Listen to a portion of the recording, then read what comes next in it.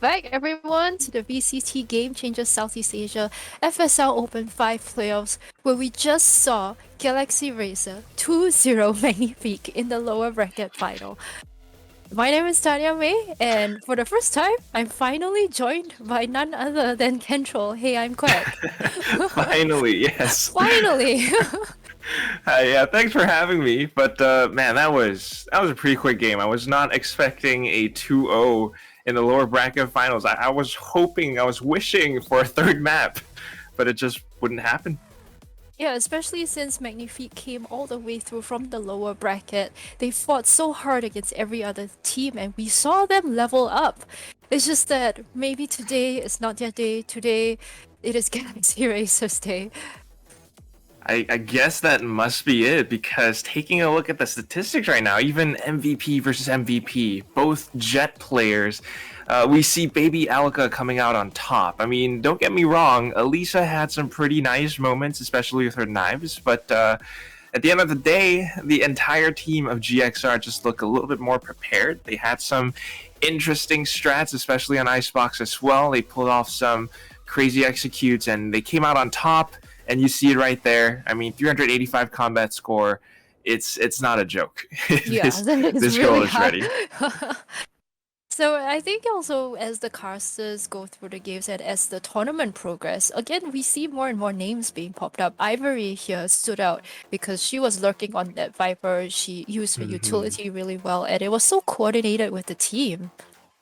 Really, really coordinated. I mean, there are so many crucial moments where she just knows how to work with her team, and that's a hallmark of a great Viper because you need to be able to communicate with your team, to let them know that, all right, I'm running out of gas or the toxic screen's coming up, and stuff like that. And the team is actually able to work together as one cohesive unit. I mean, you're also seeing it right there on the screen. The headshot percentage, the damage being done, fragging ratio as well. Frag wins 11-1. That's a very big number. I mean, I if I recall correctly, I've seen some from the previous matches. 11-7, 11-5, or Mhm. something else. 11-1. That's a difference of 10. That's incredible, Tanya. And I think the stats also speak a lot about how much Galaxy Racer was able to pick off Magnifique, not just on defense, but also on offense. And really, casters were talking about triple kills and everything, but it's the frags that really matter, right? It's the ones that open up the round. And Galaxy Racer was so sharp. Not after the first two rounds, because they actually dropped the first two rounds on Breeze, but after that, they seemed to have picked up the right momentum, and they just got those hit shots off so well. And every time, it's like a 5v4 or a 5v3. That's what I'm saying. So it's really incredible to see. I think maybe after their loss against Alter Ego Celeste yesterday, they took a hit, but they didn't give up. At the end of the day, maybe they were a little bit upset, but they came together and they really went back to the drawing board. Okay, what's going wrong? What do we need to do to improve? Maybe they played a bunch of aim labs or something last night, and then today they're just so ready, and they're actually able to frag out against a team like Magnifique. Magnifique, I mean, don't get me wrong, they're really strong as well, but sometimes with the strat like having Deline always on the lurk, always separated from her team. Sometimes she's accompanied by someone, which is interesting, but it becomes a little bit readable, like Marquis said earlier as well. So I think Galaxy Racer, you've got someone like Trix. She's the in-game leader. She's very experienced. The rest of the team are able to take her lead, follow up through with it, and they're actually able to give us such an incredible performance.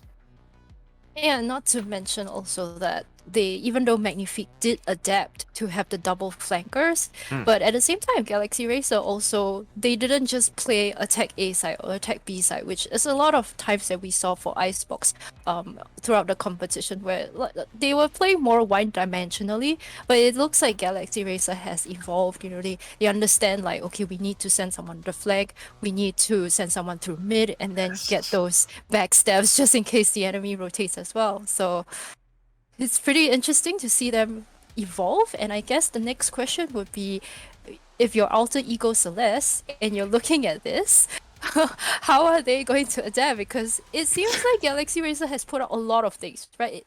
A lot of strats are out there already. So So that's the question in my head, right? Because how deep or how vast actually is their playbook? How many pages do they have? How many strats exactly. do they have? Hidden up the tricks hidden up their sleeves because tricks is the IGL. It's interesting because you did mention earlier before the game started that there are advantages and disadvantages to being sent to the lower bracket, and playing the upper bracket, winning the upper bracket finals gives you that advantage. You get to rest, but the biggest thing is that you get to watch and kind of get a read or get a feel of how your opponents are playing. So you kind of get that extra, a little bit of leeway to prepare yourself for the grand finals. And it actually was happening. I see the Alter Ego Celeste players in the chat. They're typing, they're having fun. But, I'm pretty sure players like Tarathiel, the in-game leader also for Alter Ego Celeste, she's probably trying to figure things out as well and discuss with her team. Okay, maybe Breeze might look a little bit scary. Icebox, they're pretty comfortable in Icebox now, I think, Alter Ego Celeste, but it comes down to the strategies that Galaxy Racer are pulling off. Their agent composition. You know that Ivory is going to be this incredibly strong Viper. Yes. But the rest of the team, who knows? What if they mix things up? So you always need to be prepared. Especially on these two maps, Icebox and Breeze is where Viper needs to stand out, and Ivory really stepped up. And knowing Alter Ego Celeste, they actually chose not to use Viper in the last few rounds on Exactly. Icebox. They switched it out for the Omen, they switched it out for KO. So I just feel like Alter Ego Celeste might have a little bit more pages in their book at the moment. We don't know because I guess we can assume that, logically speaking. Yeah, they probably would. They're probably like, okay, Ivory is all right, she's doing this here. Okay, the toxic screen goes there. All right, good. And then maybe Tanya, because you're a Viper player as well, you're doing the same thing. But really, they're working around that. They're gonna be able to figure out strats, and it's gonna be a bit scary for Galaxy Racer, but. If they suddenly change things up, if all of a sudden we don't see Ivory on Viper, maybe we see an Astra instead, or an Astra plus Viper, then, Alter Ego Celeste, they might be caught off guard. They might not be as prepared. So you always need to expect the unexpected. But this is all just theory crafting. We don't really know for sure what's going to happen in the grand finals, because it's up to these girls, it's up to these teams, and I believe they have what it takes. They are just so good. Yeah, we are going to see this rematch of the upper bracket semifinals here in the grand finals, where Galaxy Racer has their second chance to take on Alter Ego Celeste. And even though in the last round, I think the first map was kind of close, but after that, Alter Ego Celeste kind of ran away with the game, which is really the case here as well for Galaxy Racer against Magnifique. So momentum will be really key in the upcoming series, which we will be taking a look in a while. So we're gonna take a short break and we will be right back.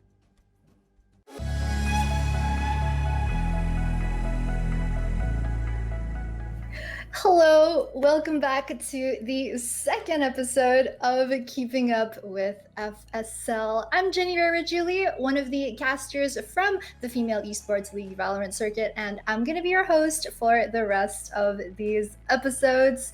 FSL is the premier woman gaming circuit for women gamers in Southeast Asia, and Keeping Up with FSL is where you will get all the tea on our FSL Valorant circuit.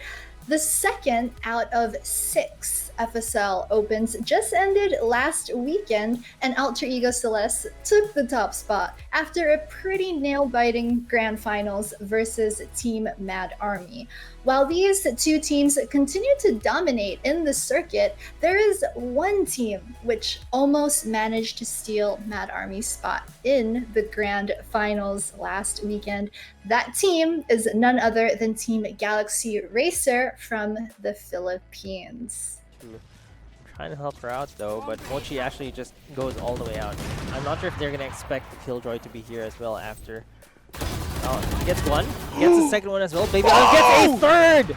After failing to make it to playoffs last month in the first FSL Open, Galaxy Racer revamped their team by replacing 3 members, which require them to forfeit any points that they earned and to start afresh in FSL Open 2. But this turned out to be a great decision for them because Galaxy Racer finished 3rd place in this month's FSL Open number 2. We hope all of you are as interested to learn more about the team as us because we've invited Motivated from Galaxy Racer to be on our show this month.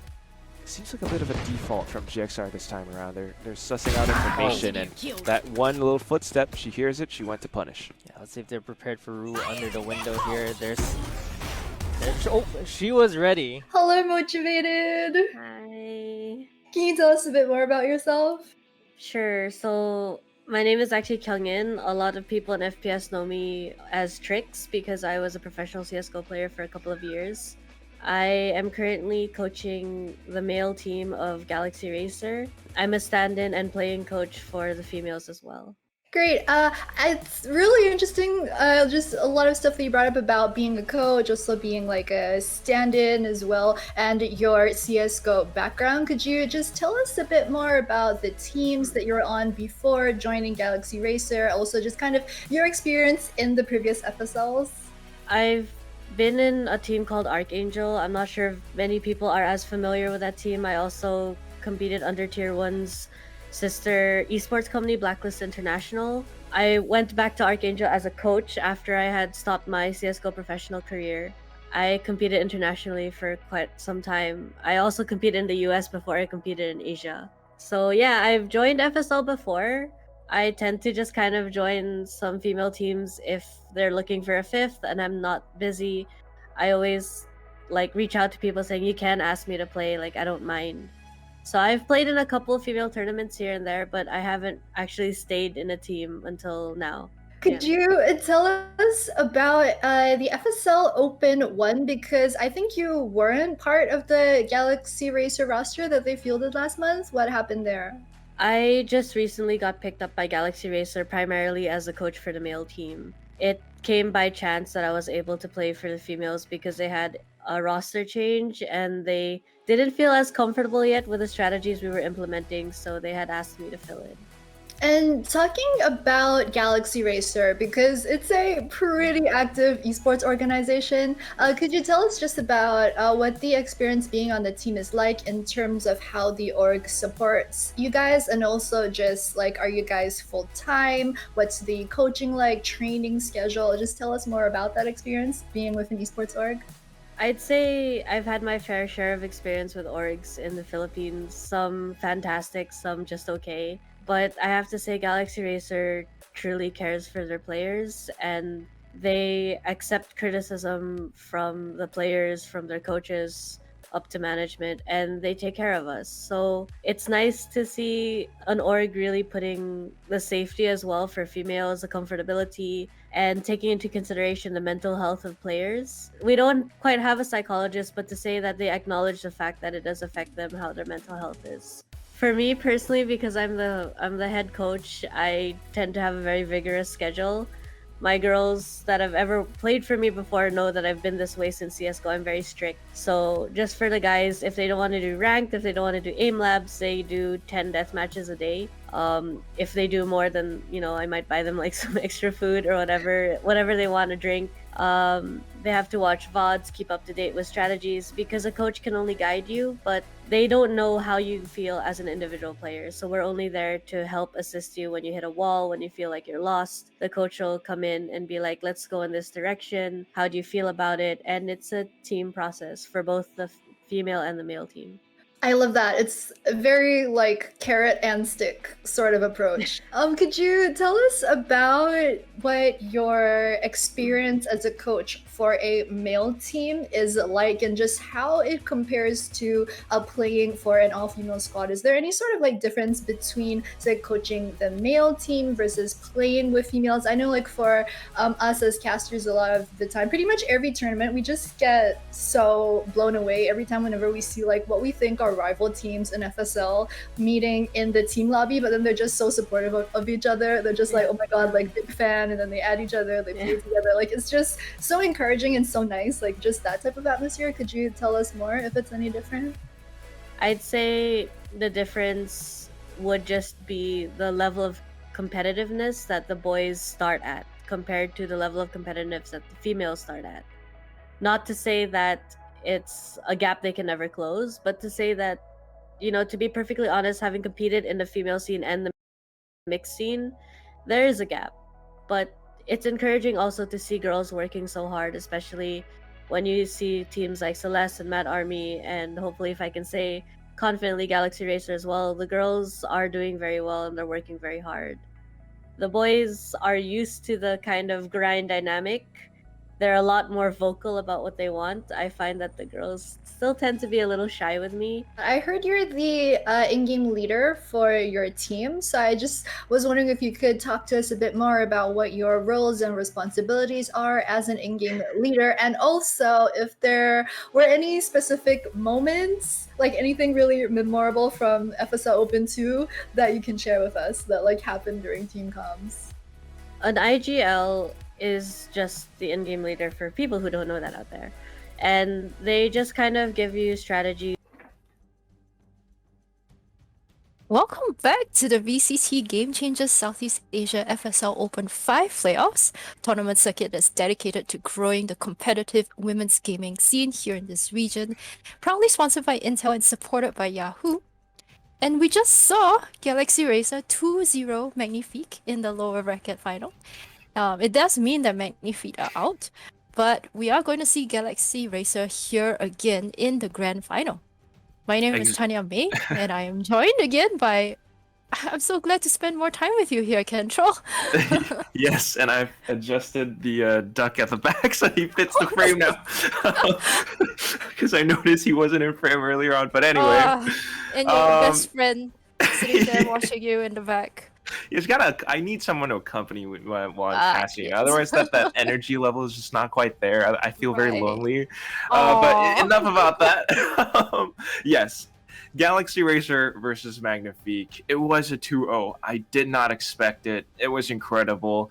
But it just shows that all these teams, you know, they've done their homework. Even in the interview that we just saw, Trix is a rigorous and strict coach. They adhere to this sort of a schedule, and apparently, you know, if they don't want to do aim labs, then you better be doing 10 death matches a day. And if you do a little bit extra, you know, maybe you get a little treat like a drink or some snack or something. Yeah, discipline is so important, and I guess it's also comes with leadership, right? Because she is their in-game leader. She's the one making the calls, and she has to take care of everybody on the team. Fair enough. But, you know, my God, if that was my coach, I'd be a little bit intimidated. Well, they are getting results, though. Yes, they are. It is working out, this system. And we are going up against also Eco Celestè, so I think the more rigorous training they have, anything will help at this point in time. Almost anything, I suppose. I mean, it was a 13-4 on Breeze and then a 13-3 on Icebox, but of course, right now, they're facing up against the queens of FSL Valorant Open, and that's the Alter Ego Celestè team. You're seeing their faces right now. Margot was in the chat earlier on, and these girls are not to be messed with. I mean, every single game, every single series they've played in this month's FSL Valorant Open, it has been a 2-0. Not a single map has been dropped. And another interesting statistic to note is that every single series that they've played, it has always been Icebox and Ascent. And they keep on winning on those two maps. It's pretty scary. So going into the map picks, you know, Galaxy Racer, hopefully they choose something different.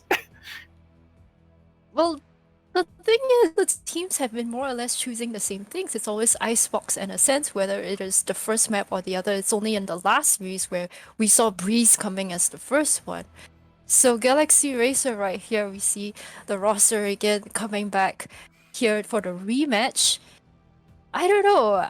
It's going to be interesting to see like really what maps they choose, because if we're going to see Icebox and Ascent again, it does mean that a lot of the strategies are already out there. Maybe they want to change things up. We might get a completely new map here, so completely new style of gameplay. I don't know. It really depends how the teams play this out.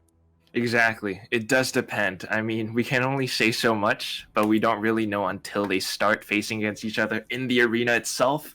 Then again, Icebox, I guess it's been out for a while now. I wouldn't say that it's that new, but you're still seeing interesting things being, teams being innovative about it. Just I think last month it was Boom Esports, another Indonesian team, and they had some interesting strats around that centered around Viper as well. But aside from that, right here, Alter Ego Celeste versus Galaxy Racer. I mean, you wanted to talk about the in-game leaders, Tanya, and here it is. It's the statistics. They play different roles, but their jobs are essentially the same. Yeah, and I also think going into a grand final like that, where the pressure is so high, the stakes are so high, and nerves can get to you as a pro player. No matter which stage you are at, or no matter how many games, sometimes you think, oh wow, this is the grand final, and that could get into your head. And I think it's also where the in-game leaders are so important. I think we don't give them enough credit. And not to mention as well, Shazam recently was talking about TSM's roster, and in there he said like that they didn't have an in-game leader, and he also explained why having an in-game leader is so important because it directs the team. He also mentioned holding people accountable, which is what Trix has been doing, as we saw in that interview. So, and I mean, Shazam obviously rated himself as the best in-game leader at the moment. Yeah, I mean, Tarathiel as well also mentioned a few things that it's very interesting because the values that they hold are very similar. In the interview with Yahoo, she also said that as an in-game leader, it's important to give them confidence. It's important to not only hold them accountable, but to empower your teammates as well. So instead of saying, hey, you made this mistake, instead it's always, all right, you can do this. How can I support you doing that? And I think her attitude in that interview just is so respectable and so honorable. It really is. I mean, that feels a lot more comfortable. It's I might even say like there is kind of that contrast between Trix and Tarathiel's IGL style, which it actually might impact the performance, or it might display or show us an example in the games itself. But I guess the way to describe it, maybe I want to say that Tarathiel's IGL styling is a little bit more laissez-faire, like kind of just whatever you guys want to do, let's just try to work around that. If Aneri wants to play aggressively, Iceberg, go and help her out. If someone wants to do something, hang back or whatever it is, we all work together as a team and we play around that. Trix, on the other hand, she's not just the IGL. She does coaching, she studies teams and strats and so many things. That's not just it. Even she's casting, she's analyzing for VCT Philippines as well. It's a lot of experience. I'm sure that there's a lot that she brings to the table, but her style might be different. Maybe it's not so laissez-faire. I don't really know, but you see that in an interview, she has specific routines or schedules that she wants them to stick to train. And I think that really shows that they can be very prepared. I mean, we just saw the 2 games that they played against Magnifique, completely different style from what we saw in their games against Alter Ego Celeste. So today might be very different. And it makes the grand final all that more exciting because you have 2 very different styles of in-game leaders, and as the teams face up each other, the way that they adapt, the small things that the casters point out on stream, how they switch up their defense or their attack, what kind of splits are they doing? Is it 4-1 or do they suddenly choose to flag? All these things can come into play, and it is the in-game leaders right there doing their work. And that being said, we are going to go into the grand finals really soon. So with that, Control, Hey I'm Quake, as well as Marquis, take it away. There we are. Oh. Whoa. Whoa. Where am I? Oh. I'm actually not in your room this time. You're not in my around, room. Are you unfortunately. gonna go into my room? pretty No. soon? Is that an invitation? But I mean, That sounds weird, but I'm really excited for this grand finals. I've been waiting for this. Yesterday, Galaxy Racer didn't do so well against Alter Ego Celeste. The first map was a little bit closer. The second map was a bit of a wash. But it seems like the map veto is actually going to be interesting because Haven has been banned by Alter Ego Celeste. Of course, being the coming from the upper bracket and being the grand finalist, the first grand finalist, they get the ban. They do ban Haven, which is Galaxy Racer's map of choice. Now, something interesting here is we're not seeing Icebox Breeze Ascent in the first 3 anymore. Split has actually been chosen by Alter Ego Celeste. And, you know, what are your thoughts on the second map, mostly? I mean, do I need to say that much? We have seen Alter Ego Celeste play a lot on Split. We know how incredibly strong they can be. When you have players like a Neri on the Raze, a Yumi enabling her and supporting her with a Jet, it's this double dive composition setup that they've got. It's so aggressive. They're basically going full Smeeg like FaZe from North America. I don't know if that has changed up since episode 3. We haven't really seen them play Split, but just judging from the previous times that they played it, it's incredibly strong. The fact that Split wasn't banned or anything else, the fact that AEC picked it, it's not going to be an easy fight for GXR. It's definitely not going to be easy. Even though Split is a very defense-sided map, Alter Ego Celeste are a force to be reckoned with, and we'll have to see if today they can actually make them sweat. Because KMO, we've seen them get really close games against Alter Ego Celeste, even almost took a map off of them. Went to triple overtime before actually taking the map. And for Galaxy Racer, they've looked really good today. Maybe it's the strict coaching and in-game leader shot calling from Trix, but it's been working out. Their attacking side has been refined to... I think their attacking side looks better than defensive side now. I'm just going to say that. Yeah, it does look like it's a vast improvement from whatever they had yesterday, and it's very interesting to see. But then again, that was only up against Magnifique. We have no idea what it's going to be against Alter Ego Celeste. They have vastly different play styles, and I'm curious to see what Alter Ego Celeste throws at them, because they're going to be starting on, I believe, the defending side on Icebox. Split, yeah, we talked about it a little, but I just want to throw these numbers out there. Out of the 12 times that Alter Ego Celeste have played on Split, they've won 12 times as well. That's a 100% win rate. All right, but it's really hard to understand the numbers behind Alter Ego Celeste because they've been almost undefeated, right? Like there's, I believe, 3 maps that they have a perfect record on. Maybe not 4 maps even. The only maps not perfect are Icebox and Breeze.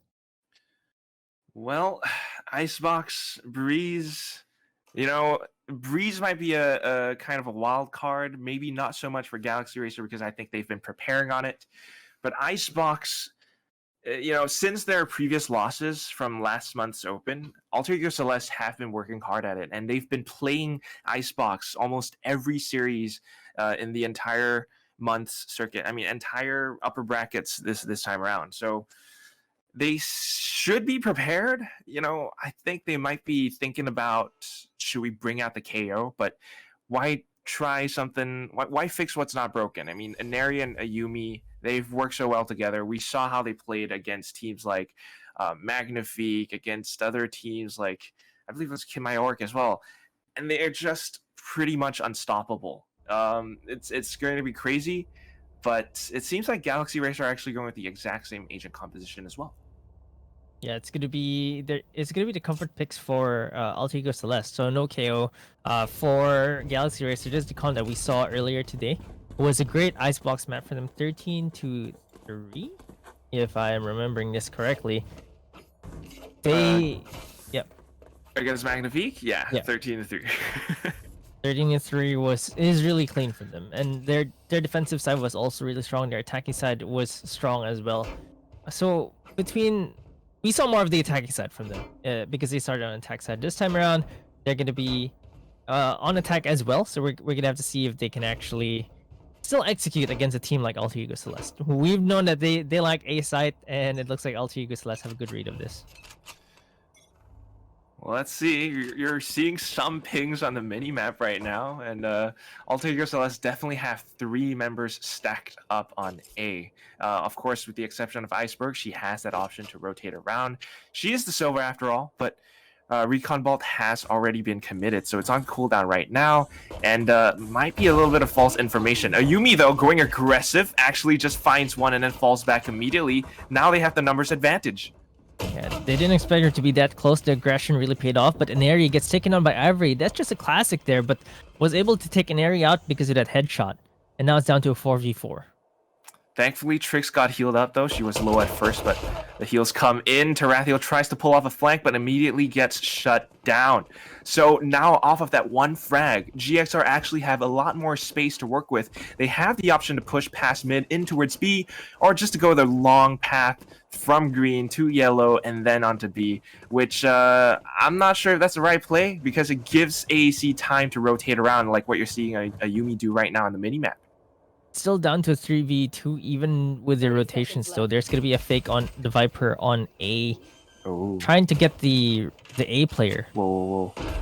Ivory's still on the A site. If Iceberg gets caught off guard, this could be disastrous. Still, it's a 2v3 fight on beat, like you said, Marquis. The wall goes up, the spike goes down, and Margot is looking to fight them head on. She's smoking it out, which is good, but that, unfortunately, Ayumi drops to Yeya. All that's left is Iceberg, and she is up against 4, not to mention the one player, Ivory, all the way behind. This is not going to be an easy fight at all. Well, the dart is actually going to land on Yeya, but Aya with a quick headshot. Galaxy Racer. This was a pretty convincing pistol round for them. 4 players still alive, get the pistol round. This has got to feel good for them. Very nice. Very good. Ayumi, you know, she started off strong, very aggressive, has the ability to do that because she can dash out of sticky situations, but look at what Galaxy Racer did. You know, this is very slow and steady. Instead of just going in for the full side execute, they push in, they creep up towards Maze. As soon as they sense danger, they slow things down. In fact, getting that one frag against Tarathiel, who was trying to flank them, I think that was the pivotal moment when they actually realized, hey, we have the option, we have the space to do something completely different, and it threw AEC off.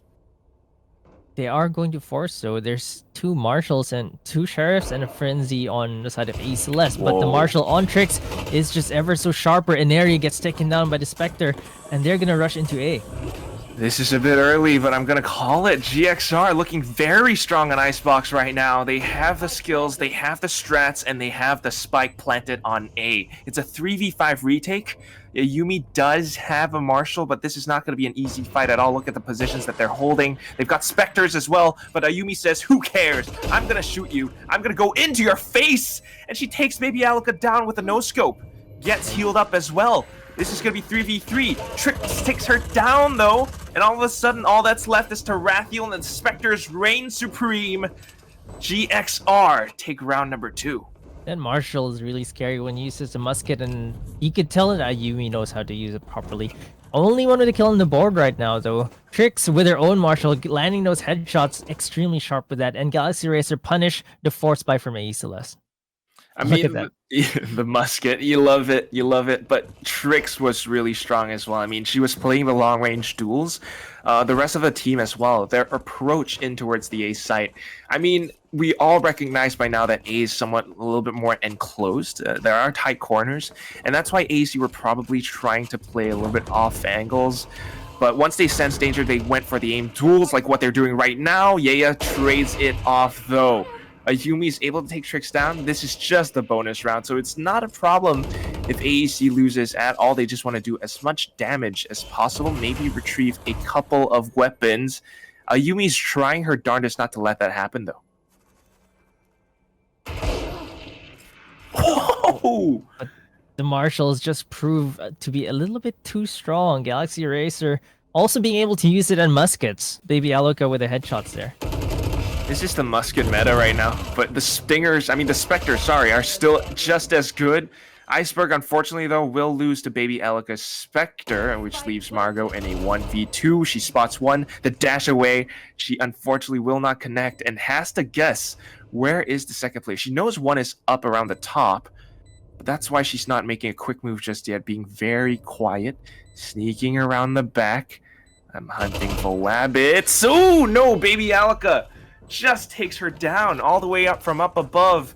It's the triple for her in this round, and also the 3rd win for Galaxy Racer. And you know what that means, Key.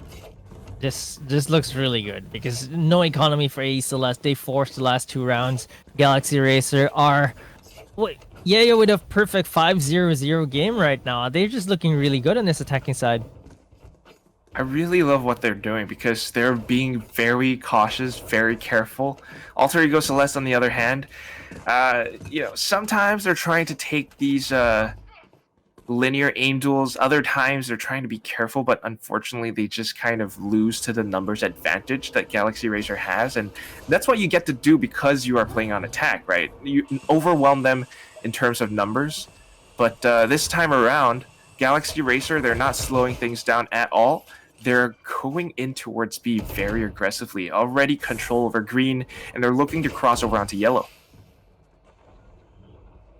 It's an eco round for AE Celeste, so it's going to be difficult for them, but there's the Blade Storm from Ayumi. Is going to do a little bit of work. Oh, but she gets taken down by the paint shells. A little bit unfortunate.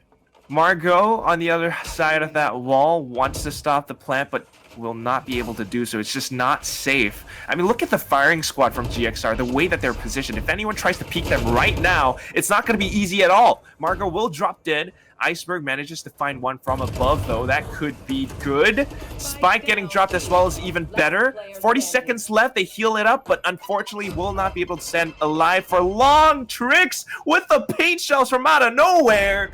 It's the triple, it's the explosion, and the 4th round win for GXR. That's 2 paint shell kills for her from that round, but because she got the reset of the first paint shell kill plus another kill, she gets another set of paint shells that refresh, and yeah, still with a perfect game, 6-0-0, and Alter Ego Celeste. The goddesses looking a little bit mortal right now.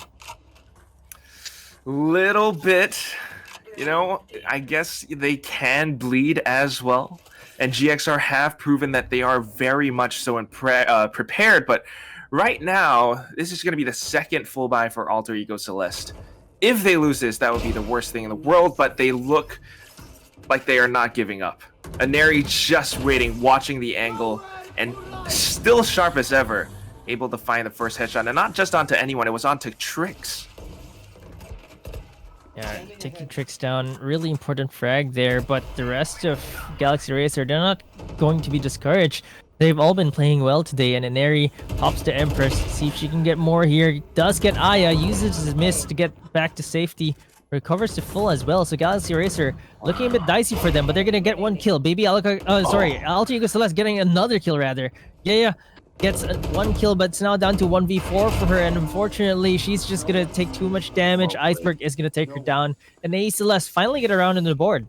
Near flawless victory. This is Alter Ego Celeste's style. I mean, once they have the full buy, we know how incredibly sharp each and every single one of these players are. I mean, it's perfect mechanics, perfect strafe shooting. Every one of their shots are just that accurate, and you're even seeing it. You know, the very first frag of the round up against Tricks, it was a pure aim duel. You know, Tricks went up around A belt, and Aneri was just staring down that angle. Peek me, I dare you. Once that went down, the rest of the team started to peek the rest of Alter Ego Celeste as well, and that's when things started to go down. But right now, slightly different in terms of strats. Yumi is anchoring down on A, but Tarathiel's looking to push down Tube. Let's see if she can get the shot. She does make the connection onto Tricks. Tricks only gets 2 shots and does not get the hit. Ayumi getting another headshot of her own, and Alter Ego Celeste are looking alive. Wow. But Aya with was that a whack-a-mole crouch peek into Ayumi's head? Kind of, right? And around pipes, that's not an easy angle as well because only your head is exposed. But here we go. Margot's looking to re-aggress. They're pushing past outside of B. They down the spike carrier. All that's left is Aya. She can't even res anyone right now because it's so unsafe. Stuck around the top of belt. She's around the slope. Tries to walk away and evade all these bullets. Has to commit to a spray right now, which puts her stuck in one position. Margot recognizes it and pushes into her. Takes her down from below. And of course, the 2nd round win for Alter Ego Celeste. they recognized that she had the res, and they did not give her an inch to even res her teammate that was in top of belt. They just pushed from all sides, and she just can't do anything. You can't just res someone who's in front of you willingly. You have to make sure it's safe, and there was no time that was safe for her to actually res there. Exactly, and that's why Alter Ego Celeste, they're very good at reading these situations, and they know exactly how to play around them. I don't know about you, Key, but I'm feeling it. This is the grand finals after all. Galaxy Racer versus Alter Ego Celeste. Both teams, all the players right now on the board, they are taking this very seriously. The way that they're even fighting in these duels. Off that one shot, Baby Alika knows that there's an operator on the A site. Trix is going with the all-in, the showstopper, to create space, and at the same time just push the operator away. But Hunter's Fury from Iceberg, it's actually going to catch Trix square in the face. It's going to be Baby Alika with the Blade Storm plus Ivory's Viper's Pit to seize control over the A site. Yeah, Trix went over 50-50 there, moved forward, trying to dodge the Hunter's Fury, but actually Iceberg got that. Tarathiel takes Aya down, no res to be used. Baby Alika though with the classic just slaps Tarathiel. Ivory gets killed onto a Yumi as well. This classic is gonna put in a lot of work if she gets a headshot, but Iceberg pushes her smoke and gets her. 2v1 right now with a Viper Spit. Yeah. Galaxy Racer reeling back in, 5-2 right now. That was the all-in. That was an expensive round, but they made it well worth it. They win the 5th, of course, at the expense of Viper's ult, Trix's showstopper, and Jet Baby ult as Alika's, exactly, yeah, the Blade Storm. Very, very good, but you're starting to see that both sides, you know, it's respect towards each other, but at the same time, Alter Ego Celeste, they want to fight them. You know, once the Viper's Pit is Viper's Pit is up. Iceberg tried to challenge it around the other side, but unfortunately, Baby Alika was just kind of being a distraction. Allows for the rest of the team, Yaya, to even come back. It's very scary for Alter Ego Celeste right now because all these strats, all these like slow and steady executes on towards the A site is not something that they're very used to. Look at the way that they're holding as well. I mean, they're watching the angles. They're waiting for them to walk through the crosshairs, but GXR are just not giving in. Ooh. Not giving in, but Inari has something to say about this. Ayumi with the Marshall as well, getting kills, but Trix with yet another paint shell kill. Ayumi gets taken down, eats those paint shells. It's probably the second time she's eaten those paint shells from Trix. Trix gets another one. Iceberg gets taken down. Alter Ego Celeste are trying to take control over the site, but Yaya takes Tarathiel down, and it's now down to a 2v3. Being careful about this, Alter Ego Celeste, they push out with the Leer. Inari finds one, and then Margot goes in with a second. They have Yaya trapped. She walks back in towards Maze where Inari was eyeing it down. And of course, securing the kill and then giving Inari her Empress. It's just Alter Ego Celeste trying to adapt to this. They're starting to play retakes. I mean, let's think about this, Key. How many times have Galaxy Racer pushed into A now? I think out of 8 rounds, maybe 6 out of 8 or 7 out of 8. Around that, right? I mean, the one round that I can think of that they actually went and kind of got the spike planted on B was the pistol round. Other than that, it was A all the way. There was one more gun round where they actually got the B. The one where Trix got her paint shells refreshed. Shells. Yeah, so That's 6 right. out of 8. 6 out of 8. But even the pistol round, they wanted to go A at first. Exactly. They wanted to go A, but then reading the situation, they went around back. So right now, Alter Ego Celeste, you have to think they need to start stacking up on A because if this continues, they won't be able to hold it up for long. Toxic Screen goes up as well, but right now Ayumi just being so sharp goes in with the Blaze Storm. She finds one, finds 2, dashes away. Iceberg gets the 3rd, and all of a sudden, all that's left on Galaxy Racer's side are Baby Alika and Aya. Has the res though. Does have the rest, but they probably don't want to commit this on this eco buy. Probably just gonna try to look for as many frags as she can with that share, but she gets taken down by Ayumi.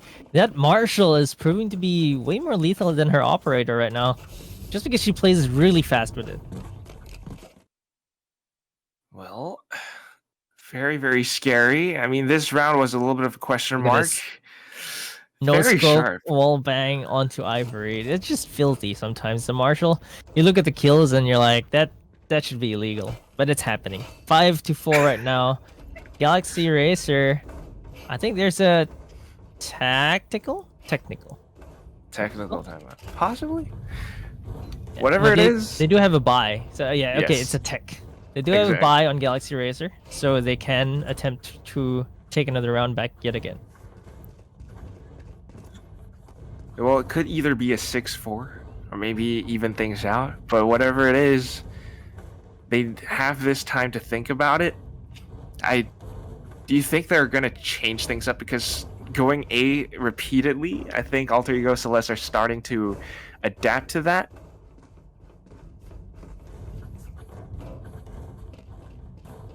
I have to think about it. They've been I going think they're warming A. up. They're warming up. They've been going A so often. I wonder if there's a reason for that. But it's interesting to see how they use their utility around that one site as well. I mean, we look at the toxic screens. Sometimes it helps out. Sometimes it doesn't. Sometimes it's just like we saw in the previous round, Ayumi being incredibly slippery and just using her knives, using her Marshall as well, which is, I mean, this is the Marshall meta. I mean, let's face it, it's episode 3, and all of a sudden the Marshalls have been incredibly strong. You don't even need to scope in all the time, and Ayumi is just showing us exactly how to do just that. It's really great. Really great gun. 950 for a gun like that is just amazing. And that's why she's holding on to it, I guess. If your aim is sharp enough, why not? But aside from fire rate, that's what you need to think about. Right now, it's going to be Galaxy Racer with a bit of a B execute this time around. Might actually be able to catch him off guard, but the rotate's already underway. Margot will be the first to contact this. Immediately takes one panel off the wall, but has to watch for the wall bangs. The paint shells were committed as well. They're trying to stifle the plants, but with this Hunter's Fury, that's going to be a big game changer. Yeah, they take Inari down. Iceberg is low as well. Ayumi got tagged. It's looking quite good for Galaxy Racer, but there's the rest to Inari. The pressure has been alleviated, so AE Celeste are able to get that res off. On the other hand, Aya, she's been holding on to this res for quite a while now. Well, they're waiting for it. I mean, look, they've. This is about the second time they've done this. They make it look like it's an execute, but then they pump the brakes. They take a second to feel things out and allows for Tricks to find one. And now the rest of the team actually rotating. If you're on the side of Alter Ego Celeste right now, you have a lot of question marks in your head because you have no idea where the spike is being delivered to. Yeah, great mid-round adjustments here from Galaxy Racer. They might hear some footsteps here. No, Inari doesn't really hear the footsteps. 100 HP for her. She does see someone crossing, so they know it's going to be A. It's going to be a rotate for them, but the plan is going to go down. Okay. It's going to be a 1-for-1 trade. And Galaxy Racer look like they're in a good position to hold this. Not too bad. Oh, but that's just even better for Alter Ego Celeste. Now Inari's looking for even more. Goes in for the jiggles with the reloads. Nice time for a team as well. She goes back in, but Aya wins this duel. That could be it. Iceberg's left alive, and then the res comes in. 12 HP on this girl, and she only has her recon ball to play with.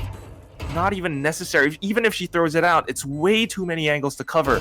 Goes in to check the right, and Aya is there. Surprise, surprise. It's going to be a headshot.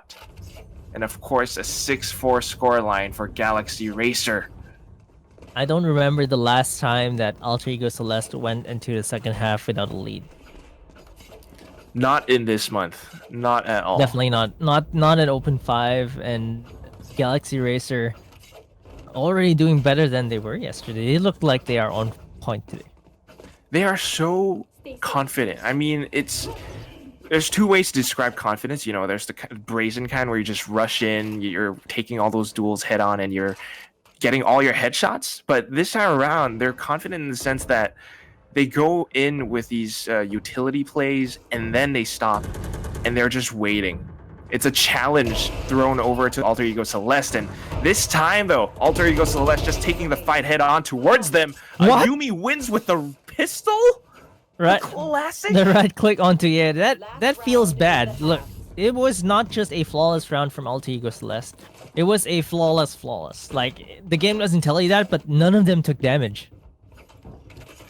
Absolutely insane. 0 damage, and it just shows that you know, it's okay if they lose a couple rounds because they have all these other backup plans in hand. Just buying up the operator and all of a sudden Ayumi's that brave to just push in towards B garage, knowing how to play around those tight corners with the right clicks as well. This is scary. It's a broken buy from Galaxy Racer as well, so it might just be a 6-6 coming to the second half. But Baby Aluka with the knives gets the first kill onto Ayumi. That's the operator down. Inari actually switches from an operator back to a Vandal because they're gonna have to defend this. Inari takes Baby Aluka down though. 4v4 right now. There's a showstopper being used as well. Tricks not gonna find anyone. Celeste have gone out of the site. They're running. Oh, they might actually take Iceberg down. A bit too eager to peek there. Tricks makes it a 4v3. That would be good enough. The spike goes down as well. It's a 3v4 retake. Alter Ego Celeste. The fleck doesn't work out. It's all up to the position from screen and rafters. Inari tries to be the one to open things up, but she has so many angles to look out for. Finds one, but has to back off. Instead, she continues to push in towards Yeya, who finds a double onto Tarathiel now. It's a 7-5. The first time in this month that Alter Ego Celeste go into the second half at a loss. I am in disbelief right now. Galaxy Racer are firing in all cylinders. Illustrado mentioned this, that if Galaxy Racer would ever have hope to take Alter Ego Celeste down, they're gonna have to be running on all 5 cylinders, and that is what's happening right now. 7-5 on Alter Ego Celeste. Alter Ego Celeste look a bit rusty, like they need to warm up a little bit, but 7-5 coming to the second half, and Galaxy Racer showing that their attacking side is to be respected now, and now they're on the defensive side, which is their preferred side.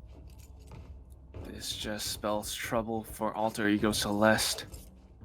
But then again, who knows? What if Alter Ego Celeste actually prefer attack? So we'll have to see how they actually clash into each other.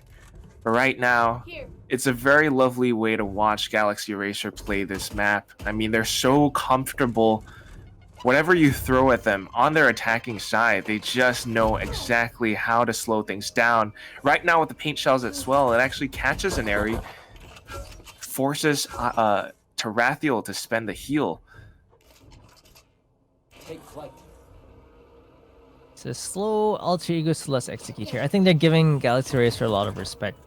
They're gonna try to go into the side right now with the Reyna Lear to execute. There's Iceberg getting the kill onto Yeya. Nice shots with the classic there with the headshot. They're gonna go for Baby Aluka as well. Inari, they just explode into the side right now. There's also one flanking and lurking. Margot slowly creeping her way up from middle. This is good from Inari. Going into the smoke. No way Galaxy Racer expects this. Ivory's just going to walk right into it. It's going to be a free kill. Ayumi finds one as well. The only one that's left. Tricks around screens. And Margot will be able to finish things off. It's a flawless victory for Alter Ego Celeste now. And they stand a chance at turning this into a tied 7-7, winning the pistol round. Yep. It was a flawless pistol round for them. It's just great execution there. Winning all those duels, actually. After the Lear, it was just duels on duels and smart positioning from Inari, really aggressive positioning, trusting her aim and hiding in that smoke. It's just, you know, it's not a crazy execute. There's no hard flash there. It was just a Lear into the site and take multiple duels, and they won those duels, every single one of them. And the first frag to start things off was Iceberg as well, with a classic. It's you have to watch how these girls approach their fights because they know exactly how to take them.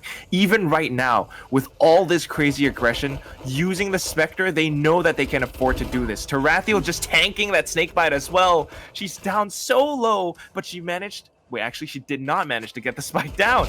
Inari has to be the one to hold the ground here, but actually nails one flick. Tries to get the second, immediately dismisses away, allows for Tarathiel to come in and find the third. Oh my god. Then the triple comes in, and Margot closes it out once more. We are tied up, Marquis. We are tied up. The fact that Alter Ego Celeste got 2 flawless first 2 rounds is really scary because they built up quite a bit of an economy coming to this bonus round, and they still have five buys here. Even though it's Spectres and Marshals, we've seen how lethal they can be with it. Spectres, Marshals, and one thing that's in my mind right now is how close are they to their ultimates? Inari's the one with a 5 out of 6 of her Empress. Meanwhile, Galaxy Racer with a full buy this round, this is the one that they need.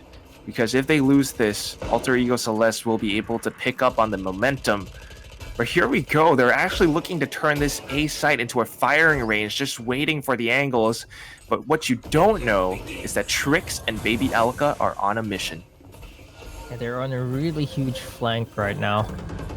Oh, but Ayumi ready for the flank, gets a headshot with the Marshall. Again, this gun is really deadly in the hands of a great player, and Ayumi is really a master of this Marshall. Is still challenging Baby Alka here while her teammates make quick work out of the rest of them. It's all down to Baby Alka.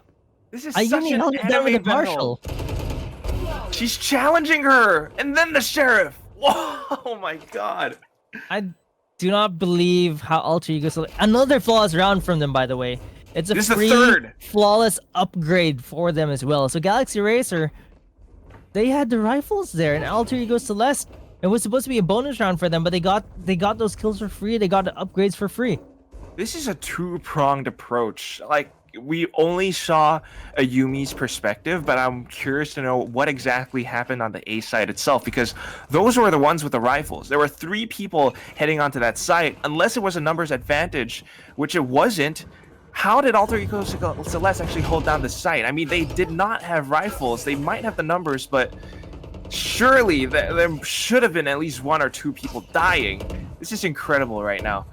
And they're still not slowing down. They got the free weapons upgrade. Now they're pushing in towards B. They know that Galaxy Racer are on pistols, and Inari's just still as sharp as ever. 2 headshots already. You just missed as well. They're really making sure this post plant is great. We've seen the other teams on B side. Their post plants, they just stay on yellow. But Alter Ego Celeste, they're on the spike. There's no sneaking off the spike here. Oh! That might have cost them. What? Aya! Quadra for With the Aya! Sheriff! She might complete this ace. If she gets his headshot onto Iceberg, it's gonna be an ace for her. She has time to do it. It's a ring around the Rosie. She spots Iceberg. Goes in for the tap. The wall is gonna come down. Oh my god, Aya! With the ace! That should not have happened. That was a Sheriff. The first 4 kills were on that Sheriff. She got those headshots. She just popped off, outplayed Iceberg for that one, and that was supposed to be unwinnable for Galaxy Racer. Oh my god! Look at her! Just playing around the back of B-side around Snowpile like that, finding 3 quick headshots with the Sheriff, and then seizes the initiative to push up. She picks up the Vandal, a little bit of ring around the Rosie, but as soon as she figured out Iceberg's position, she knew that she could go in for it. This is just... I think maybe Iceberg, because she threw out the recon bolt as well, kind of lost a bit of initiative and allowed for... Oh my god. Yeah, that's just incredible. It tied up 8-8, but right again, we're back into it, and Alter Ego Celeste are still rushing on towards the B site. Yeah, they do like this, but I think Galaxy Racer, they make it a bit harder for them to go through. They do get 2 of them. 1 of them rather. Ayumi gets taken on low as well, but Galaxy Racer, they were quick on the rotate, but Alter Ego Celeste just punished them. Well, right now, the punish is as devastating as ever. It is a 2v4, and they still have about 30 seconds. It's not easy at all, because Margot is operated around the back. And she's just going to close it out once more. I mean, this is about the 4th or 5th round in the second half that Margot gets the finishing kills. 9-8. And they're just changing up the pace. I mean, 2 rounds in a row they rushed B. And they're not scared. Galaxy Racer, on the other hand, after having lost those 2 rounds, they're gonna have to save up. They're changing things up, and you know, the thing about Icebox, a lot of the time B, you only leave 1 defender there, let them take the side and go for the retake. But now Galaxy Racer have to reevaluate this. They have to commit a little bit more onto the B side.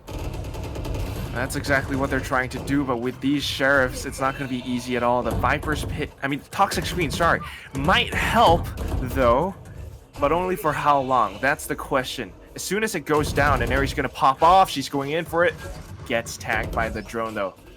So a little bit more time, and they're looking to slow things down, but the spike goes down regardless. And Neri just spraying past the toxic screen, finds one, gets the second headshot, and she's going back in again, the triple. Oh my god, Aya, what can you do? Same magic? No, not this time! And Ayumi just shakes her mouse all over the place. You're not gonna be able to pull off that ace again. It's definitely denied that chance again. But you know, it'd be impressive if she pulled it off yet again. But that's just too much to ask for. Wow. Okay. Are they going for a B rush again? It certainly looks like that's what they want. It's been unstoppable so far, except for the one round from Aya. Of course, that was a miracle. But A Celeste have been getting their way every single time. Ooh, this is certainly going to change things up. We should have mentioned it. It's Baby Alka with the operator. That's a very nice adaptation towards these B rushes. That certainly will stop it. Because take a look at what's happening. Alter Ego Celeste, second thoughts starting to settle in. Do we want to continue pushing past? Because who knows? Will we actually be able to cross into yellow? So sensing off that one operator shot, they're going to rotate around the back. I want to see a little bit of middle presence, though. They've been going either A or B. That one dark cover might just put question marks in Galaxy Racer's heads, but the spike, as well as 4 other players, are going back around to A. This 2-2 split might just get punished because there's already 4 moving into A. If Galaxy Racer can hold this for just a while longer, they might be able to get the rotations to come in. 40 seconds, though. They might need to start committing to a site, and it looks like A is the answer. And Neri has to be the one to open things up. She spots Yeya, but Yeya immediately falls back. Oh, it was a bait and switch. Ivory with the off angle takes her square down. She finds 2, finds the third, and that is damage done. Margot, last one left alive, plus the spike carrier has been killed. 20 seconds in a 1v4. No way Margot wins this. No way! Galaxy Racer, keep it close. 9-10 right now. They are not going to let A Celeste get more than a 2-round lead, and Galaxy Racer are really fighting for this map. This is so intense, Key. I mean, okay, looking at the kill-death ratios, the KDAs on the scoreboard right now, yes, Alter Ego Celeste are leading, but Galaxy Racer are catching up. I mean, they might not have the 20s, not yet, but every single one of them are working together. I mean, look at these defenses. Every single round, they're kind of trying to change things up, and Alter Ego Celeste are throwing things at them as well. The B executes aren't happening anymore. Baby Alka still holding on to her operator, this time on the A side, in fact, doesn't spot anything. And that's why she's rotating back around to mid. This owl drone might be able to retrieve some information, though. And they're not rushing anymore. They're really giving Galaxy Race a bit of respect. It's a slow rush now. They're going to explode into the site, but there are 2 defenders here. Both Trix and Aya are on this B side. Actually, whoa. Full 5v5 retake, just the wall up, and she goes in for the plant, but Trix with the paint shells will actually be able to delete her. we can make a frag movie from just the paint shells. You certainly could. But this is the frag movie that I want to see. The 5v4 retake. Galaxy Racer, they might have the numbers advantage, but they don't have the positional advantage. Showstopper goes in, though, and Trix is looking to pull a fast one onto a Neri. She actually takes her down. It's a 3v2, but Yeya with the... What just happened? The Hunter's Fury from Iceberg? And now she pulls it off. She goes in, but Iceberg just slam dunks onto her. And Galaxy Racer, she's going in for the defuse. Does she have? Yes, she does. 10-10. It is way closer than I expected it to be. I'm not sure why Yeya isn't taking the op, though. I thought they'd want to keep the op, but man, Galaxy Racer, all 5 of them are really, really working together to eke out these victories, and it's such a close 10-10 right now. I'm really, really happy to see Galaxy Racer challenging Alter Ego Celeste here. Well, taking a look at the maps again, just real quick. This is a best of 5 after all. So, if Galaxy Racer takes Icebox, that would give them the best chance at moving on into the next maps, because Split is not going to be easy at all for GXR, but let's see what happens. Alter Ego Celeste certainly trying to change things up. The executes are a little bit too telegraphed at this point because Trix knows how to counter those perfectly. The wall onto B will not be enough. In fact, the spike is on A this time. Still not that much presence towards mid, and Trix just watches it, eyeing it down like a hawk. She finds the first headshot. That is not good at all for Alter Ego Celeste. And Punish they- Fury. No iceberg means there's no recon bolt. They're gonna have to go into the site dry without any information at all. And that's just scary. Ivory has been lurking in these corners that aren't easy to clear at all. Baby Alka still has her operator as well. There it goes. Ivory just coming into full effect. And then Yaya piles it on. It's all up to Yumi now. Might have gotten the spike down, but in this 1v4, it's not going to be an easy task at all. Makes it slightly easier. Here's Trix and backs off. Tries to get the second, and she will. Has They her can't Blinkstorm do up these as well. 1v1s. She picks it up. But she's going in for the defuse. Oh, that knife would be good. Goes in for the right click, misses, tries to dash away. Ooh, updraft all over the place. Trix. Oh! Ayumi, no! That was a 1v4 clutch from Ayumi. She had no business winning that. That was a 1v4. She isolated the 1v1s. And that is a confidence shaker for Galaxy Racer. Masterful play. Instantly knows off of that one piece of information. Hearing Trix, she knows that she has to back off and senses danger around the right side. This is perfect game sense, perfect adaptations. And look at this as well. Even flicking your crosshair around like that, and then the second updraft at the right time kind of throws Trix off guard. She wanted to stick the defuse, I think, but went in for the second tap. She actually got it halfway. It just wasn't enough. Ayumi. And this is just on top of what Aya just did as well. Now 11-10. Alter Ego Celeste are looking for an A execute yet again. And Galaxy Racer with the pistols as well right now. This is not going to be an easy fight. Ayumi knows this, just sprays into the cloudbursts. Takes one down.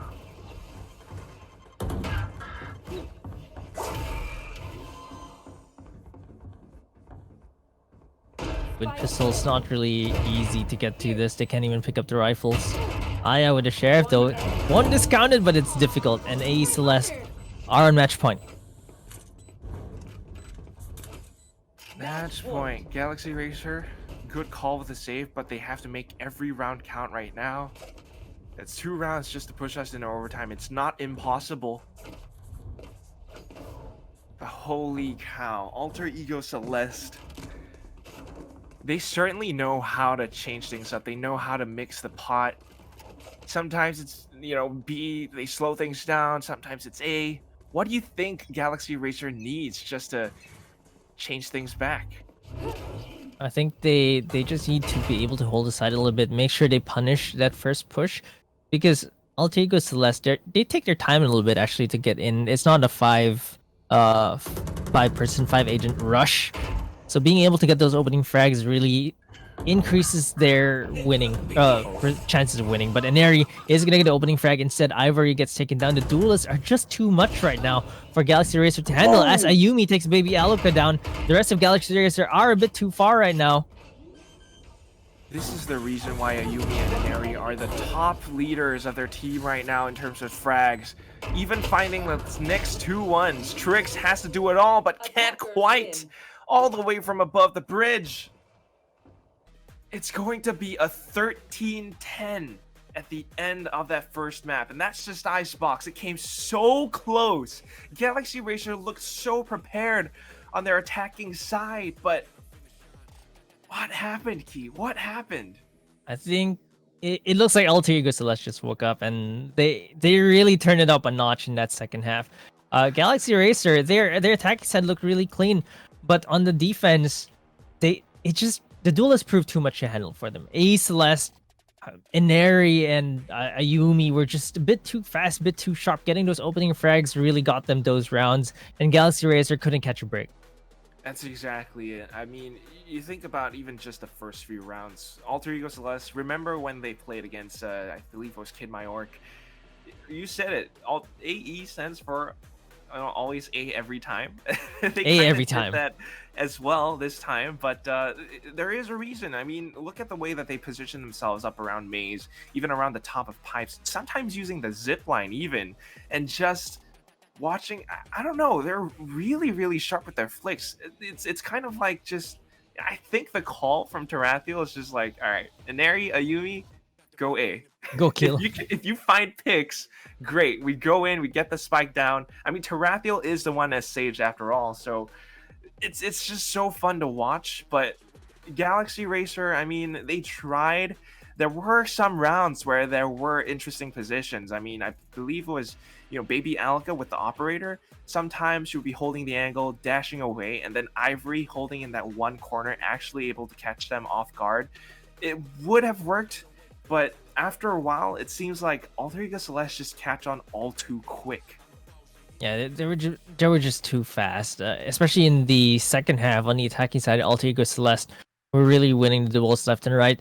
The lead from Galaxy Racer was just 7-5, was quickly eroded with winning the pistol round, and Alter Ego Celeste really a force to be reckoned with. But we certainly got some crazy highlights. The ace, 1v5 ace, and then the 1v4 from Ayumi. This is the grand finals. This is what we're all here for. And the next map is going to be Split. What do you think is going to happen on that map, Key? Man, Split is going to be very difficult for Galaxy Racer. Alter Ego Celeste are just dominating on the map. Even though they're going to start on the attacking side, I just think that Alter Ego Celeste are just very comfortable in Split. And the rest of the teams, especially on for VCT Game Changers in this whole league, no one is really ready on Split except for Alter Ego Celeste. That's it. I mean, we didn't even see Split that much on the English stream, but it's not going to be an easy fight at all for Galaxy Racer. I mean, every single one of us are saying this, but who knows? If maybe, just maybe, Galaxy Racer has some kind of a trump card, now is the time to pull it out, but we'll only be able to see that right after this break, guys. Don't go away. After this, it's Alter Ego Celeste versus Galaxy Racer on Split. And welcome back, folks. This is the grand finals of the VCT Game Changers Southeast Asia FSL Valorant Circuit. Open number 5. We're very close to FSL Elite, but still Alter Ego Celeste versus Galaxy Racer right now. And we just saw, I think that was absolutely nuts. I've lost my mind. 13-10, but we saw two crazy plays from some incredible players. Ayumi with the 1v4 clutch, Aya with the 1v5 ace clutch. Yeah, it was just crazy for both players, but unfortunately for Galaxy Racer, their hot start did not really translate to the win. Alter Ego Celeste take it from under them, and Ayumi just really sharp. Ayumi and Inari actually just really opening things up. On the other hand, Galaxy Racer, everyone was bragging, but it was just wasn't enough against Alter Ego Celeste. It's that feeling. I mean, I don't know about you because I'm just not that good, but sometimes when you're playing a game and you're on defense, there's that sense of like every time I want to peek, I want to go for an info play, I want to maybe hold an angle. You just can't because you get peeked by someone from Alter Ego Celeste and it's an instant headshot, instant deletion. And that's what you're seeing right now in terms of statistics. 12-8 in terms of fragging ratio, 23.6 headshot percentage. It's just that sharp, Alter Ego Celeste. In terms of strats, sorry. Galaxy Racer, objective wins, you're starting to see them kind of catch up a little. Yeah, they're catching up, and it's the attacking side really that really Galaxy Rays are polished, especially for Open 5. Open 4, we didn't really see that from them, but they're really improving by quite a bit this time around. They really are. I mean, compared to yesterday, even when they played, when I casted with Taywar, Alter Ego Celeste versus Galaxy Racer in the upper bracket finals, it was very quick. I think Galaxy Racer were shocked, but they did their homework. They came back. It was a completely different attacking side, but just still a little bit short. The defensive side, Alter Ego Celeste just show that, they're very well rehearsed on a map like Icebox. There is a reason why it gets picked. There's a reason why they've been playing it for the entire upper bracket route, and they're just able to continue to throw things at Galaxy Racer on their attacking side. I mean, sometimes, yeah, we make the joke, AE stands for always A, everything all the time, but they do switch things up. And when you have players like Ineri plus Ayumi leading the charge, finding those entries, unless they're taken down or dealt with somehow, it's almost a guaranteed win. Yeah, speaking of the map, so we're just gonna take a look at what's coming up next as well. So Icebox was the pick for Alter Ego, by Galaxy Racer, which is why Alter Ego Celeste started on defense. But now it's gonna be Alter Ego Celeste's map pick. Split, like we mentioned earlier on, is gonna be a difficult map for Galaxy Racer because Alter Ego Celeste, they thrive on this map. This map is their playground. I mean, we've casted them before on this map, and we talked about, their compositions might have changed. I'm not too sure, but what we saw from the previous opens was that they would always go with, Ineri as Raze, Yumi as Jet, like she just was an Icebox, and the style that they go with, it's very aggressive. It's kind of like what you see from FaZe in North America. In fact, we likened it to playing Quake because Ineri, she just doesn't give them that breathing room. She goes in with the blast packs, she goes in with a judge, and other teams just can't quite react to it. This time though, episode 3, the shotguns have been nerfed. I don't know if it's going to be the same approach, same strategy. It might even be a different agent composition, but what do you think? I think we might see a KO here from I believe it was Ayumi who runs the KO, Yes. and probably going to be Ineri. I think she'll stick with the Reyna, or at least that's the composition I like to run. The reason for that is because the flashes are so effective in a small map like this. The suppression blade can cover so much ground. Unlike in Breeze, for example, the suppression blade doesn't really work out so well. But here on Split, I think it's going to be amazing. And they do have the room to try it out. They've already qualified for FSL Elite. They are in the grand finals. They won map number 1. There is some room to try this out. And if this really works out for them, they might just have even more flexibility in terms of agent composition. There is that possibility. In fact, something like that might actually, mix things up, and then GXR might not be prepared for it. But I'm gonna say that, while those are incredibly strong points as well, I think Ineri might actually go with Raze. I'm not too sure, but it is Split after all. I think the biggest thing that I'm that's in my mind right now. Sorry, it's all over the place, my thoughts. But Tarathiel plus Aya as Sage. I mean, that is almost a must pick. On a map like Split, Sage is able to provide so much utility, so much stalling potential as well.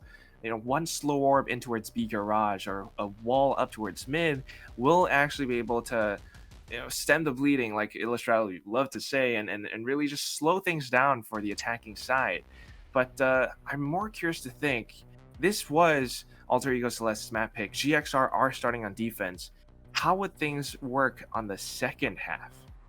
Yeah, I'm not sure if GX are ready for the attacking side on Split. Not to discount their attacking side, but Split is already notoriously a defensive-sided map, and we've seen that Alter Ego Celeste, they're no slouches on defense either. They're aggressive. They can be aggressive on defense too. They'll punish any slow play.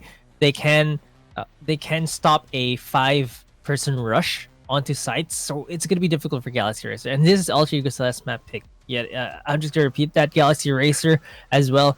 They haven't really played Split that much. They like more open maps like Haven. They did pretty well on Breeze and Icebox. Split is a different beast.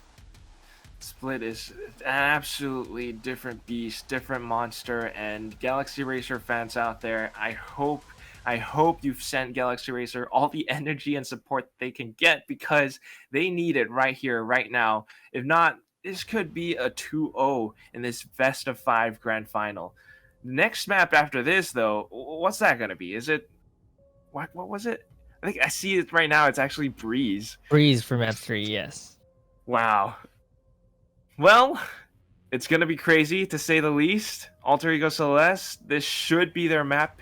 This should be their win. They have that 100% win rate. 12 out of 12 times that they've played Split, they've always won. But just to dial things back a bit, on Icebox, I think by now they've played it so much that the statistics that I'm seeing on our sheets are, 15th 13, so 87% win rate. But it's just going to keep going higher and higher because Icebox is another one of their signature maps right now in their map pool. It's just going to continue going up. I mean, they're just a good team. Oh. So with a good team, a map pool becomes a map ocean, so to speak. And basically for them, they can play almost everything. The only thing that they do is they deny the map that the enemy team is most comfortable on, and what they denied this time around was Haven. Well, Haven Bind is another one that I'm thinking about, but we're going to have to keep our eyes on Split right here, right now. I don't know what Galaxy Racer has. This is going to be a very big question mark for, I think, all of us, really. But, oh my god, are they going to do that? Are they going to do that? Are you seeing what I'm seeing right now, Key? Yeah, I'm not sure. Is that just a taunt hover?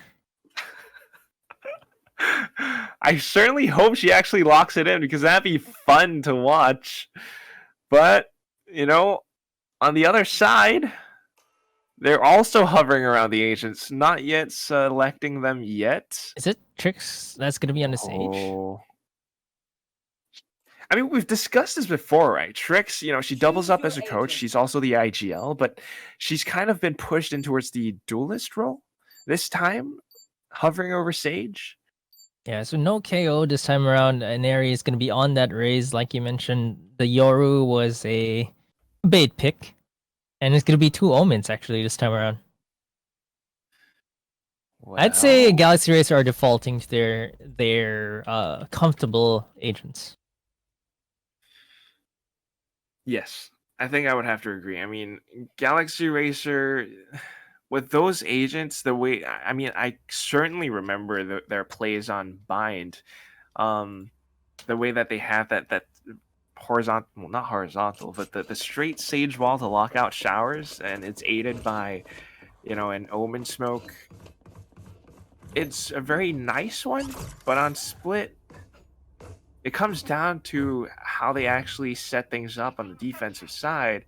Obviously, I think your Sage would be around mid. The rest of the squad, though, that's the one that's kind of a question mark. They only have one Sentinel, and that is the Killjoy in the form of... I can't quite remember. But it seems like she's anchoring down on the A side for now, at the very least. We'll see if they can actually hold off the onslaught that is Alter Ego Celeste. They have the queens of FSL, the goddesses of FSL. Here we go. Looking to maintain control over their throne right now. It's the aggression that I was talking about, already streaming in towards mail room. Well, only 10 seconds have passed, and they're already down onto the B site. 0 contest, and they have full control over this place. What? Yeah, it's so hard to retake as well. There's a flank coming from the Killjoy. Iceberg is gonna catch someone in heaven here. No way. Oh, they know that she's here too. Whoa, that's a dink. And then she gets the second one! What? What can Yaya do? She finds one, immediately falls back, goes in for the right click, but Ayumi just presses W and holds down her left click with the frenzy. Yeah, the right click, she did get Ayumi on the head. That's why she had 22 HP left, but no other bullets hit her. Yeah, only one who got a frag there, but Alter Ego Celeste, their aggression is just getting rewarded. They just took everyone out, and that was such a clean pistol round from them. My god, this is only the first round, and it's already so explosive. Alter Ego Celeste starting on the attacking side, just look at their buys. I mean, Marquis, you know what's going to happen. Yep, it's a judge. Ayumi and Inari with the judges, they're just gonna run in and blast everything left to right. Aya with the sheriff there might not be ready. Too many bullets right now. Trix does take Inari down. You are not prepared. I'm going to turn into Illidan Stormrage right now because you are not prepared. 3v3 though, as Baby Alka swings in with her sheriff. Margot was not prepared for that sheriff shot. But will they be prepared for this, Judge? That's the question. 1, 2, 3. Nope. It's going to be Iceberg who actually provides the support for her teammate. And of course, though, Alter Ego Celeste still winning these rounds. The judge was nerfed by making it more expensive. But in terms of damage, it has not been nerfed yet. And Ayumi, with a 4K there, already 521 average combat score, by the way. It's only been 2 rounds, and it's been a stellar 2 rounds from her, but wow. That judge is really something else. So she was dropped the last round. This time she's banking on her Blade Storm. And that's why they're on the A side, because with the double app draft, she can actually find nice angles. In fact, she's just going in for the long-range duels up around A heaven. Does Yaya know this, though? Baby Alka on the bottom of ropes. They're sensing it. They tried to go up together. They managed to take a Neri down. Oh, with Ayumi gone. This is even better. Tarathiel, oh, what the double trades? What? We're back into a 3v3. Oh, but the spike has been dropped. That was so clean from GXR, but Tarathiel makes him pay for it. And Galaxy Racer, they survive with 3. I'm okay with that one. I just take a look at this, and Galaxy Racer, they had a pretty good start there. But Tarathiel with that Spectre, really getting those 2 frags, making it a bit more expensive for Galaxy Racer. That was a bonus round for them. Exactly. Bonus round. You drop a couple of players, it kind of forces you to force buy, in fact. I mean, look at what Aya's doing. Thinking about the Marshal, went with the Sheriff Stinger instead. Meanwhile, Baby Alka looking to go for her knives. She has 1 shorty, 1 point away from her ultimate.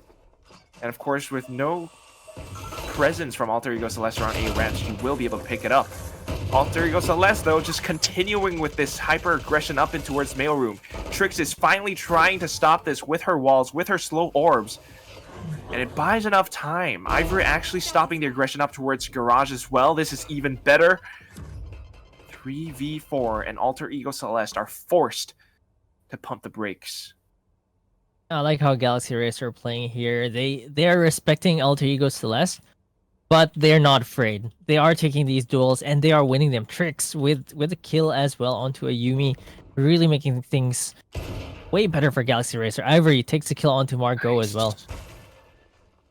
Just like you said, they're not afraid at all. Baby Alka even toying with them a little, but the tussle will not provide her any form of relief. She gets taken down, and all of a sudden, right now, Alter Ego Celeste trying to go through spawn in towards A. Yaya is the only one on the site, but she has the support of her utility. She got the information, though, by jiggle picking that. I'm not sure if A Celeste actually saw her. I think they did, so they are going to be looking for her. She gets 1, does not get a second. Tarathiel, really lethal with that Spectre, but 4 HP, 1v2. This does not seem very doable for her. They just need to spray through the box there. They might be able to get the kill. She runs into elbow, uses a slow orb. Paranoia is used. She's actually able to sneak around here. 3 seconds and she gets her heal, but she has to stop the defuse from coming in, though. Gets the first headshot, gets Trix off the spike. And she, of course, with 1 single bullet, takes her down. The defuse comes in, and Galaxy Racer, with Trix at the lead, are starting to come back into this game. It's 2-2, and I love what Trix does around mailroom. That's a bit too close for comfort for them. I think if Tarathiel got a double headshot to Spectre there, she could have won that round. That was almost a round stolen from Galaxy Racer. Very close, but still, I like what Galaxy Racer are doing. I mean, it's a very structured, very logical approach to things.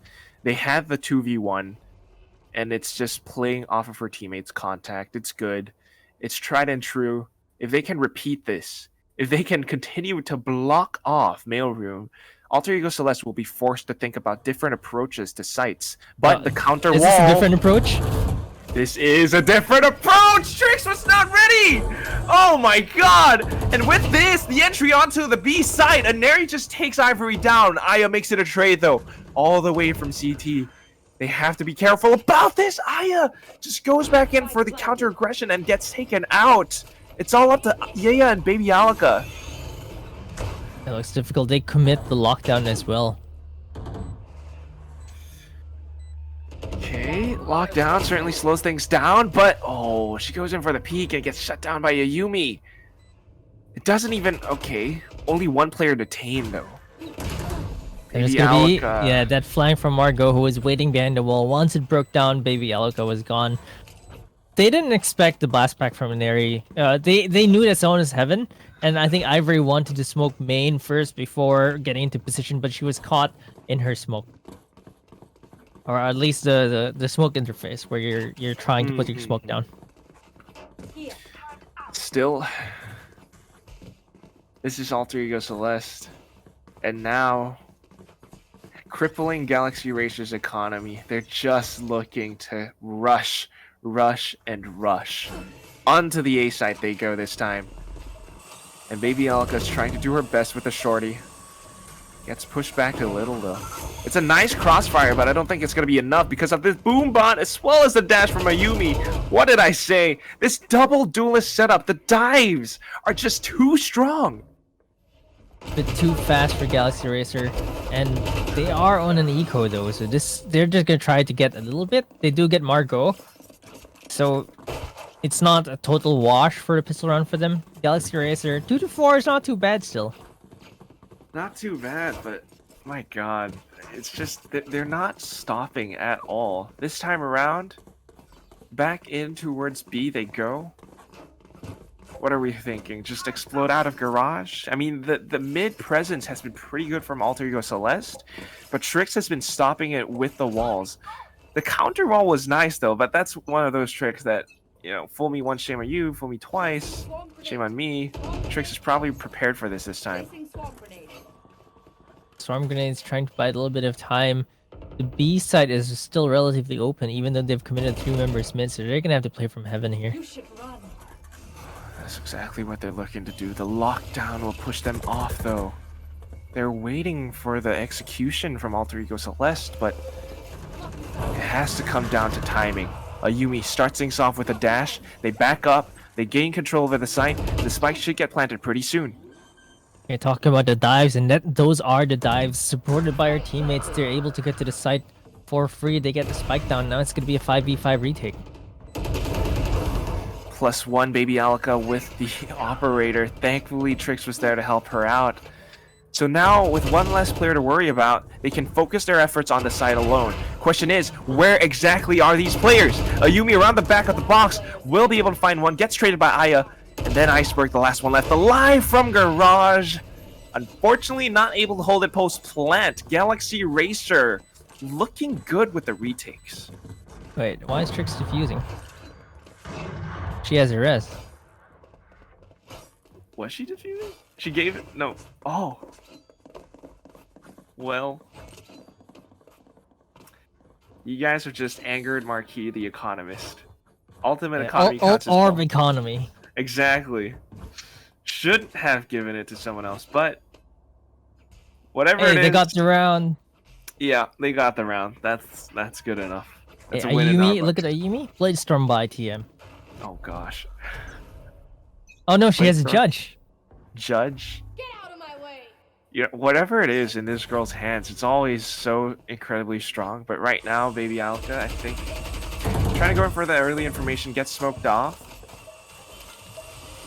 Still though, mid presence from Alter Ego Celeste. It's just uncontested. Anytime Galaxy Racer tries to resist, they either get forced back or get shut down. These audio cues should let Galaxy Racer know that it's going to be a play up around ropes, though, and I will be the first to stop it. Dismisses away. Ayumi! What? They just go in regardless. Are you kidding? Still, with her knives refreshed, she's looking for the right clicks. Calls out the side is clear. Tarathiel should be getting the spike down pretty soon. She saw the gun. Now she's taking out the judge. They might not expect her to actually have a gun here. Oh my god. Thankfully, Trix is there to stop it. Then the res comes in. This is not bad. 2v3 though.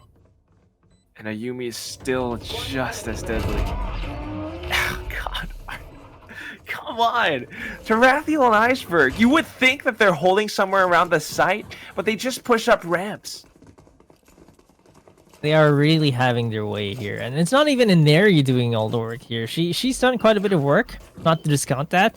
But Tarathiel with 10 kills already on the attacking side. That's a Sage, battle Sage.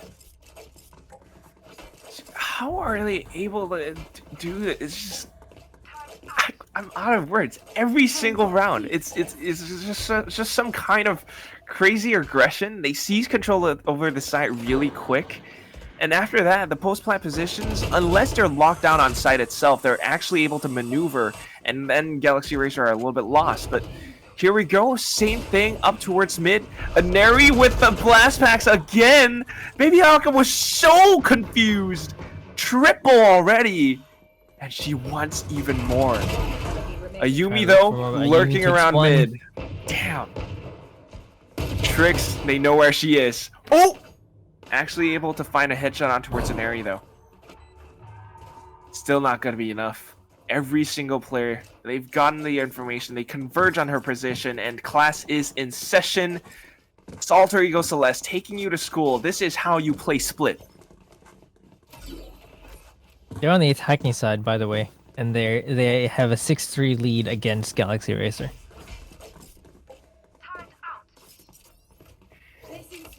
What can Galaxy Racer do? It's, I think, a little bit of the mid control that they need to work on. Let's see if they can actually pull this off. They're actually committing 3 players onto mid already. Okay, Jiggle peeks. They know that they're there. Maybe Alka, that's good. Goes in with the strafe shots, gets one more, dashes away, and Trix backs her up. Then the wall comes in, the heal goes up. Aya still locking down ropes. This would be good enough. Tarathiel goes in for the repeat, gets shuts down, and a spike has been dropped. 2v5. And Great discipline there by Aya. He uses his miss to just get information and get out. They know that the last 2 players are at mid as well. But this is what we really need to do. What Galaxy Racer really need to do to stop Alter Ego Celeste. Punish that mid push. Exactly, right? I mean, you were talking about it. After so many rounds where Alter Ego Celeste, I mean, yeah, it is scary. But with the right plays, it will be enough to dismantle their approach. And right now with this 2v5, you can see that they have to pay respect to Galaxy Racer. The numbers advantage is just not on their side.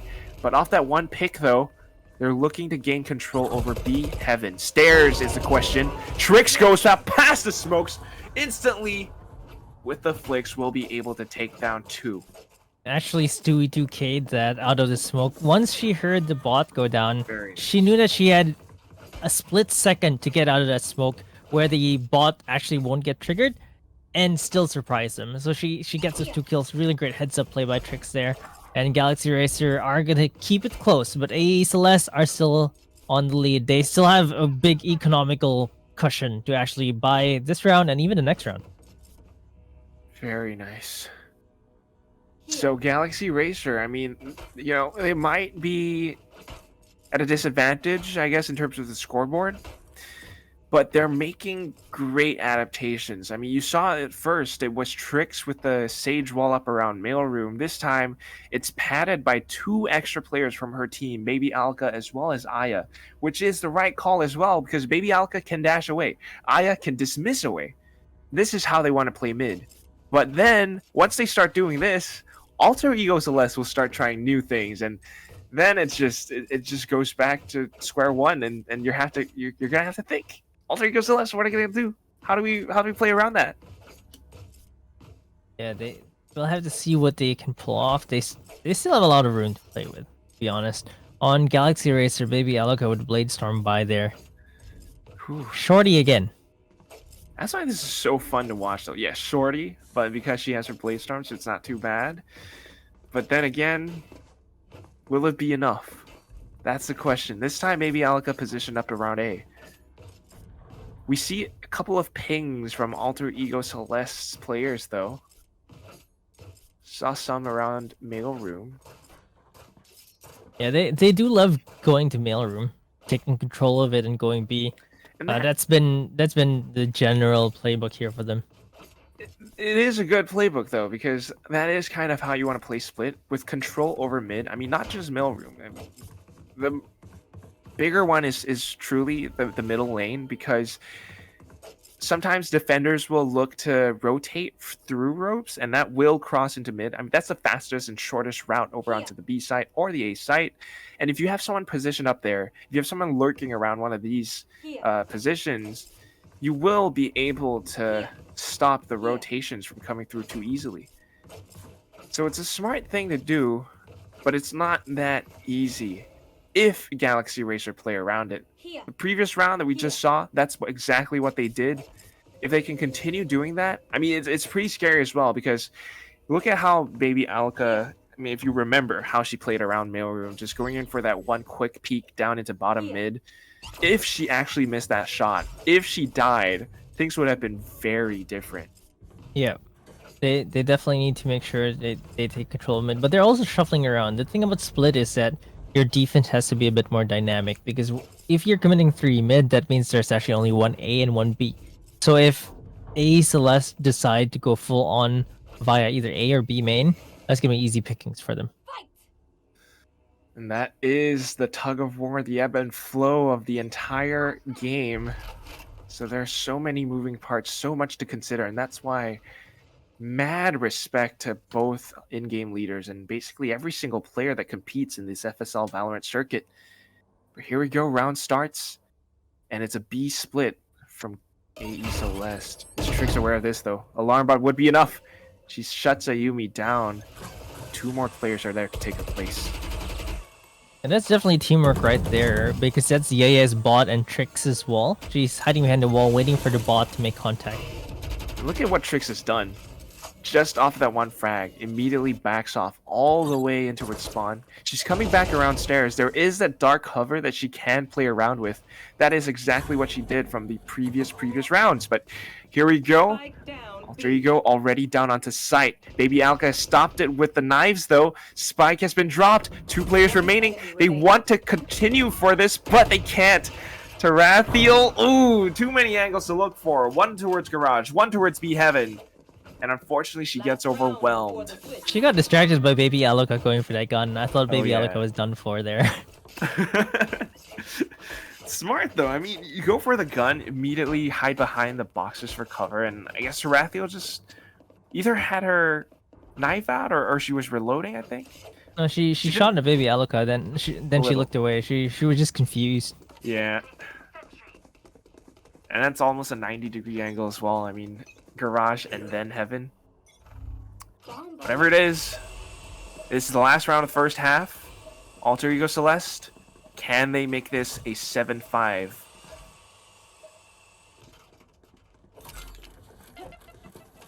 In towards the A site, and they're just exploding into it. Paint shells, Ayumi with the cloud burst. She's able to find 2 quick frags, supported by her team again. Way too good. Spikes planted. You should run. Both killjoys, both lockdowns actually being committed. There's the defender lockdown getting destroyed by Inari. Brings out the paint shells. Bad timing from her as Trix gets the kill. Does have the res as well. Tries to take the turret down. Oh my Actually God. takes a few shots from that. So Trix 19 HP left, no heal from her. 27 seconds till the next heal. Time is ticking though, so they do need to be fast here. They know where they are. They take one down. Tarathiel. This crossfire is just too good. Such a smart crossfire as well.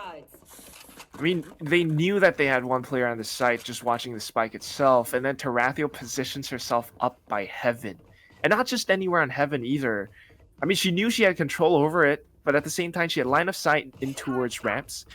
And she was in position enough to hear if anyone crossed from underneath.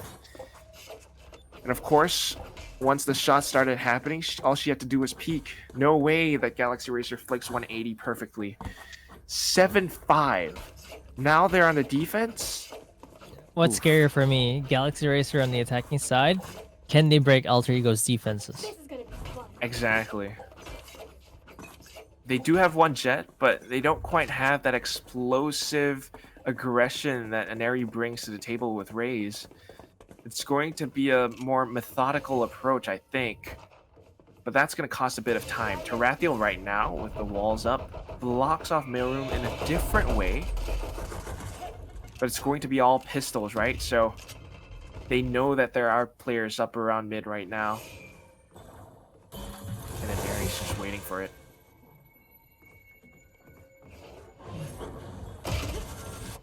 Ooh. What a way to start things off with the Ghost, but Tarathiel immediately swings back. It's going to be a 2-for-2 trade. And then the push is coming from Garbage. Numbers in numbers. Alter Ego Celeste just win. The frenzy is so filthy on split. Ayumi also used it on the first pistol round, and also got a triple kill on that pistol round, by the way. So Ayumi already with 19 kills on the board. 19 and 7. It's just incredibly good. I mean, even looking at the approach, their defenses, the way that they're holding angles and positions, every time that someone drops, it's an equal trade. And that's just on the pistol round. Right now, they have the buys. It's double judge over by Ramps. How the heck do you cross up? You're not going to be able to do that. I think they see it. There's a Sheriff, though. So if Aya can get some distance, she might be able to get some headshots here if they do decide to push. Yeah. And it certainly looks like it. They were actually looking to aggress. What the heck is going on in a Yumi and an Ares fights? What are they doing? Oh, they go in for it. They actually get one, but immediately gets traded by Ivory. This is not That's bad. actually a big punish. Would be able to pick up the judges as well, though, but the green light was lit, and they look to push in towards a heaven. Unfortunately for them, Tarathiel is there.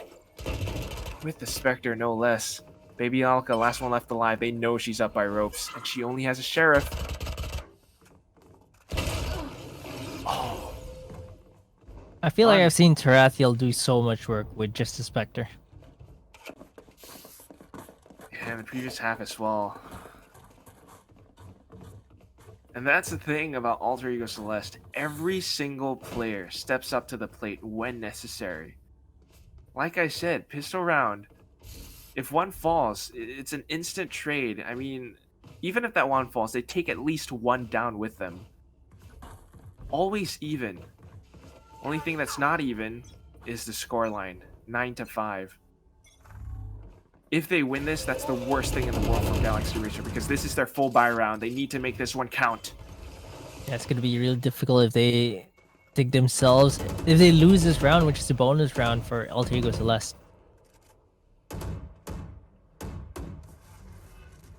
That's why they're playing this so carefully. This is incredibly intense, Marquis. Whew. It's a calm before the storm, right? Like, you see the judges coming from Alter Ego Celeste. They have one Vandal, 2 Spectres, and they're just on a Sheriff there. They are still respecting Galaxy Racer, though. But Aya opens things up. Nice. Margot gets taken down. It all comes down to whether or not they can nail their shots from heaven. Alter Ego Celeste trying to do what they can, but it's all a little bit too late. Spike will be planted on the B site, and of course, with all this time they're taking to rotate, Galaxy Racer will be able to set themselves in the post-plant positions. Here we go. Ayumi with the judge, looking for those close-range duels. She connects one on towards Ivory. Still has her dashes and updrafts. Goes back around the pillar. This wall might be a slow obstacle, but the updraft will work out nicely. But Baby Alka with the flakes upwards. Aneri tries to go back in, but thankfully, with the numbers, Galaxy Racer, the structural, methodical approach, and they just play out the odds. They needed that round because otherwise they'd just be building up the lead. Celeste. That would have been a 5-round lead for them rather. If Galaxy Racer just gave up that round. So it was really close, but Galaxy Racer hold on. Their economy is not in a good shape though. 2 of them won't be able to buy pistols, though Baby Alka has the Bladestorm TM. I think it's still going to be difficult for them. Exactly. I mean, yes, Bladestorms are cool, but we haven't quite seen Baby Alka pull off any crazy, fantastical plays with that TM buy just yet. Still though, Aya will be able to start things off. The Leers come out and they are looking to aggress in towards the A site. Control over Elbow hasn't been granted though. And Ayumi's looking to do whatever she can with the Ghost. Immediately downs the Spike Carrier and dashes away. Her Blaze Storm is up now. This could be disastrous. Still looking scary for them. Blade Storm plus 3 rifles on a Celeste. They're going to go for this retake. Oh my god. So it all comes down to how well they can hold the site. Utility on the side of A Celeste as well. They're going in for it. Trix trying to do what she can. Misses the shots though. It's going to be Ayumi up from the top of that one corner. And then to Rathiel from elbow. They just cleaned up there. I don't believe how clean these retakes are from Alter Ego Celeste. Look at this. They're all focused on Ayumi, but actually Tarathiel was there behind her, just taking all those kills. My god. I thought Tarathiel was up by elbow, but she was just right behind Ayumi. And that's not an easy fight, because you think about it, Ayumi's on top, Tarathiel's below. How the heck you gonna flick your crosshair up and down all over the place? Most people flick left to right, keeping it at head height. This is ingenious. It was definitely great play from Alter Ego Celeste here. Galaxy Racer have a mountain to climb right now. And Tarathiel is going to make it even harder because Ivory gets taken down. There's no smokes now. You should run. Well, no smokes. Hopefully the lockdown will be able to push someone off. But they must know that someone's lurking in this corner. It's going to be Margot. And the lockdown is gone. The shots will confirm it, and there we go. Baby Alika will be able to find the opening pick, then the second as well. This is nice. 4v3 retake for GXR.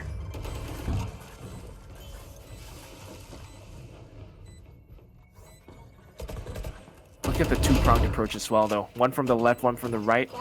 But with Ayumi gone, this will be a lot easier for GXR. But the boom bots, oh my god, Aneri, she's able to spray convert into 2, finds the third with the showstopper, and thankfully Trix comes back in to save the day.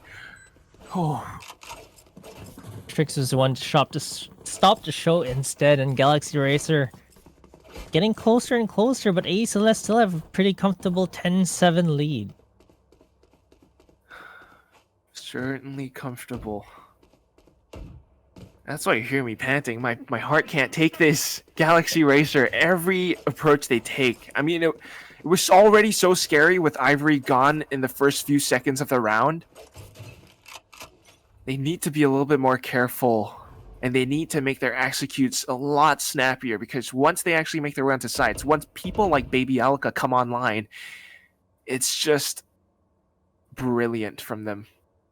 This time, Alter Ego Celeste with the 4 spies. You still need to respect this. Yeah, it's still going to be difficult. Ayumi with the musket, of course, Aneri, Sheriff, and Tarathiel with the Spectre.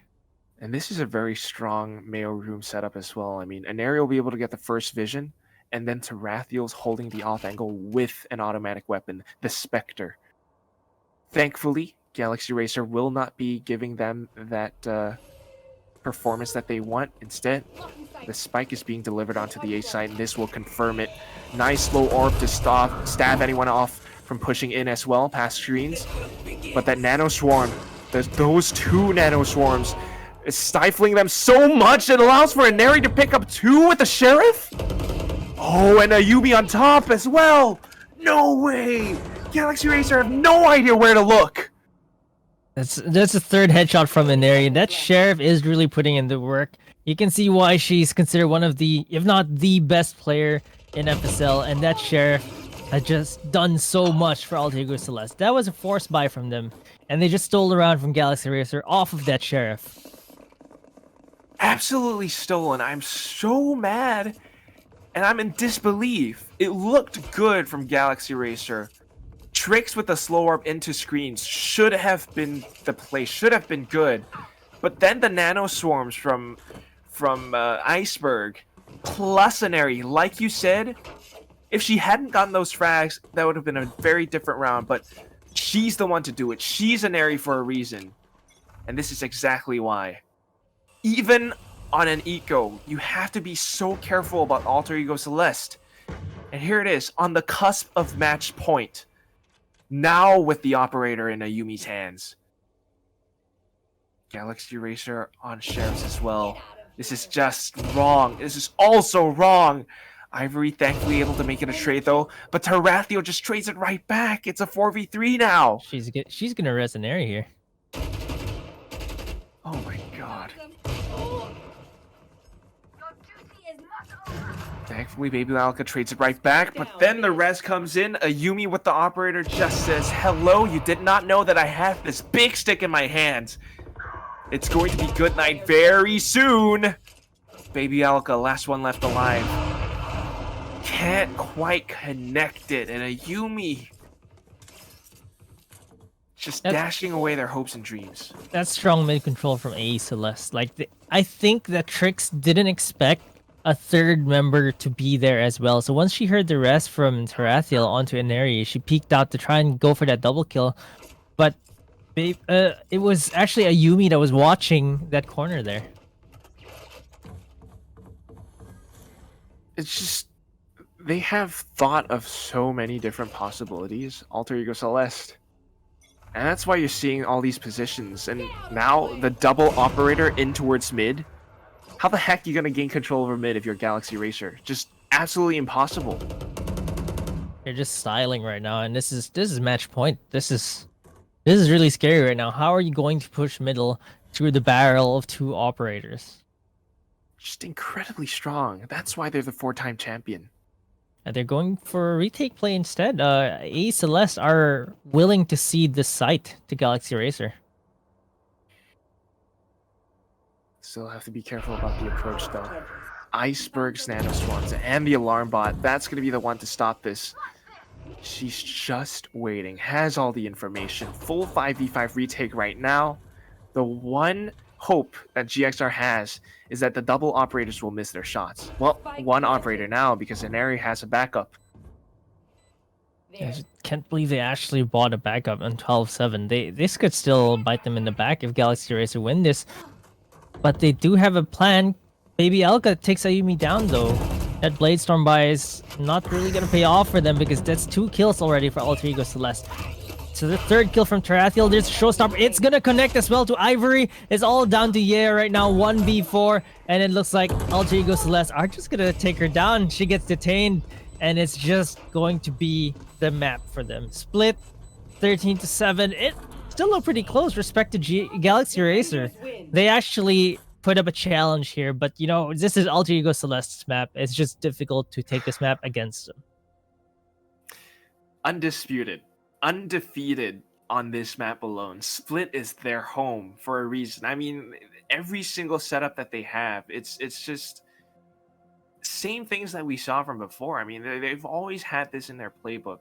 The way that they're able to control mid, the way that they're able to push past mid.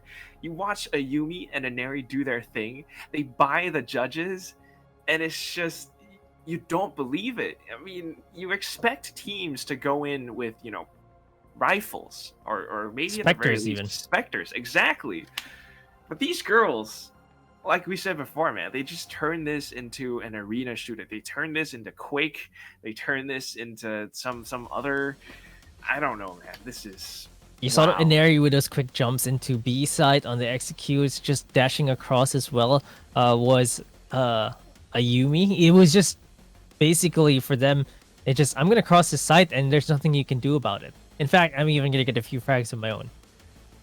Well, that said, I have to say though, Galaxy Racer, they might be one of the few teams that actually managed to push Alter Ego Celeste, you know, basically into round number 20. I mean, this is 13-7. It's right at 20, but other teams, yeah, we have seen games that have gone a lot faster when they go up against Alter Ego Celeste. Galaxy Racer were actually able to turn the first half into a 7-5. That is a pretty amazing feat on its own.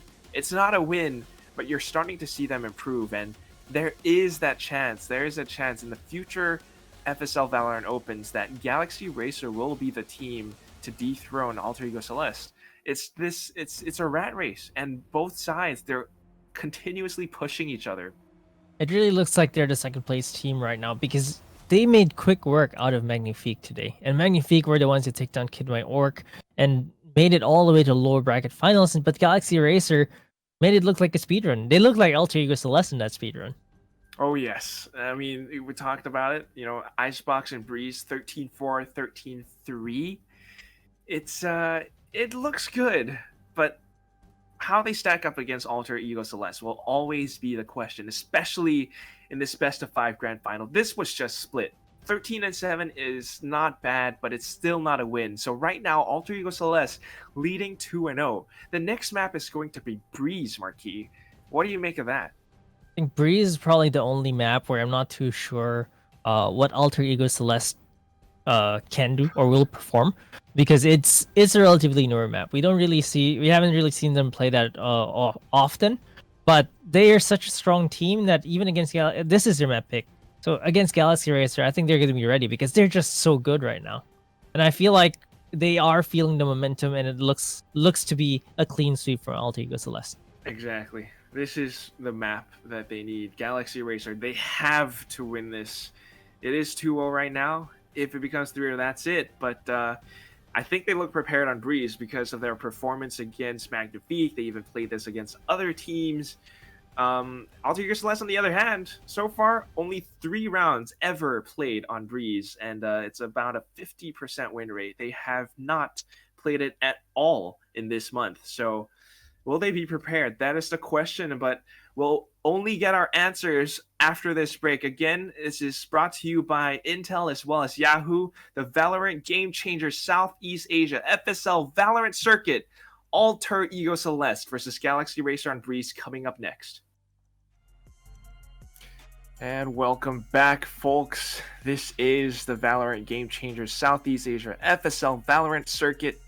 Open number 5, Alter Ego Celeste just took Galaxy Racer down on split, 13-7. We are your casters. Hey, I'm Quack, and with me in Breeze, or on Breeze, is Keycasts. How are you doing? I'm excited to go to map number 3. Alter Ego Celeste, after a slow start, seem to be back to their dominating selves. Not to discount Galaxy Racer though, because it is much closer today than it was yesterday, and even on split, they took 7 rounds off of Alter Ego Celeste. So that's nothing to scoff at. Our grand finalists are really making Alter Ego Celeste work. But Ineri and Ayumi were just a bit too much. Tarathiel also with their own Spectre. Don't discount Margot and Iceberg, by the way. Their combat score is just lower. It's because Ineri, Ayumi, and Tarathiel just took everything. Like, seriously, they didn't play badly. Look at the KDAs. It's still above 1.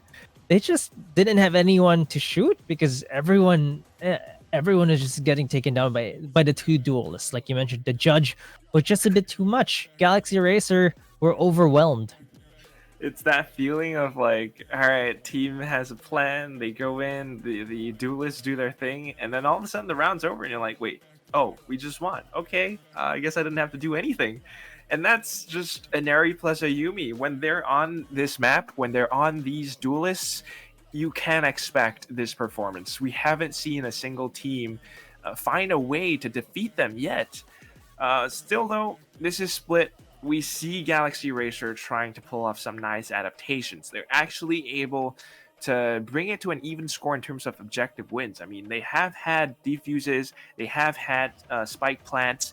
In fact, they actually win out in terms of headshot percentage. Yeah, if you take a look at the damage done, I think that's what really shows how close it is. They're only down by a little bit above 10% in terms of the damage done, about 15% here. So Galaxy Racer, they are getting the shots in, but they're just not finishing the rounds. AE Celeste just a bit too much for them to handle. Just a bit, but it's still nice. I still believe in GXR. I mean, I'm rooting for all the teams, all the girls, all the players in the FSL Valorant circuit, but you got to root for the underdog. I want to see GXR actually pull off a win right now, and I think this map, Breeze, might just do it. It is their map pick after all, and I have to correct myself because before the break I said that Alter Ego Celeste, they have played Breeze for a total of 3 times? No. They've only played it 2 times, and out of those 2 times, they only won once. So it's a very big question mark. But other interesting thing is that Alter Ego Celeste, they're starting on defense. Yeah, they they do like starting on the defensive side, even though I think that they're the best attacking team in FSL. They still prefer starting on defense, making sure to get that out of the way before they start thinking about executes. So Alter Ego Celeste on the defensive side, let's see if they are ready for whatever Galaxy Racer has planned, because this is Galaxy Racer's map pick. Yeah, I think Tayror as well as Illustrato, they actually told us. So Galaxy Racer, they kind of have this trump card in the form of Breeze. They've been practicing, they've been training on this, and they just don't want to reveal it too early. In fact, they keep trying to challenge Alter Ego Celeste on Icebox, actually. They managed to push it into 1310. Unfortunately, it just wasn't quite enough, but you're starting to see these changes come into fruition. Question is, will that actually happen again on Breeze? Will they actually be able to defeat Alter Ego Celeste on Breeze? And I think the one thing that comes down to it is the agent compositions. I mean, any thoughts on this, Key? I'd like to see the Sky from both teams. I'm not sure if Galaxy Racer are actually going to run that Sky. They didn't against Magnifique, but they still played pretty well even without the Sky. But I just feel like Sky is just so good on Breeze.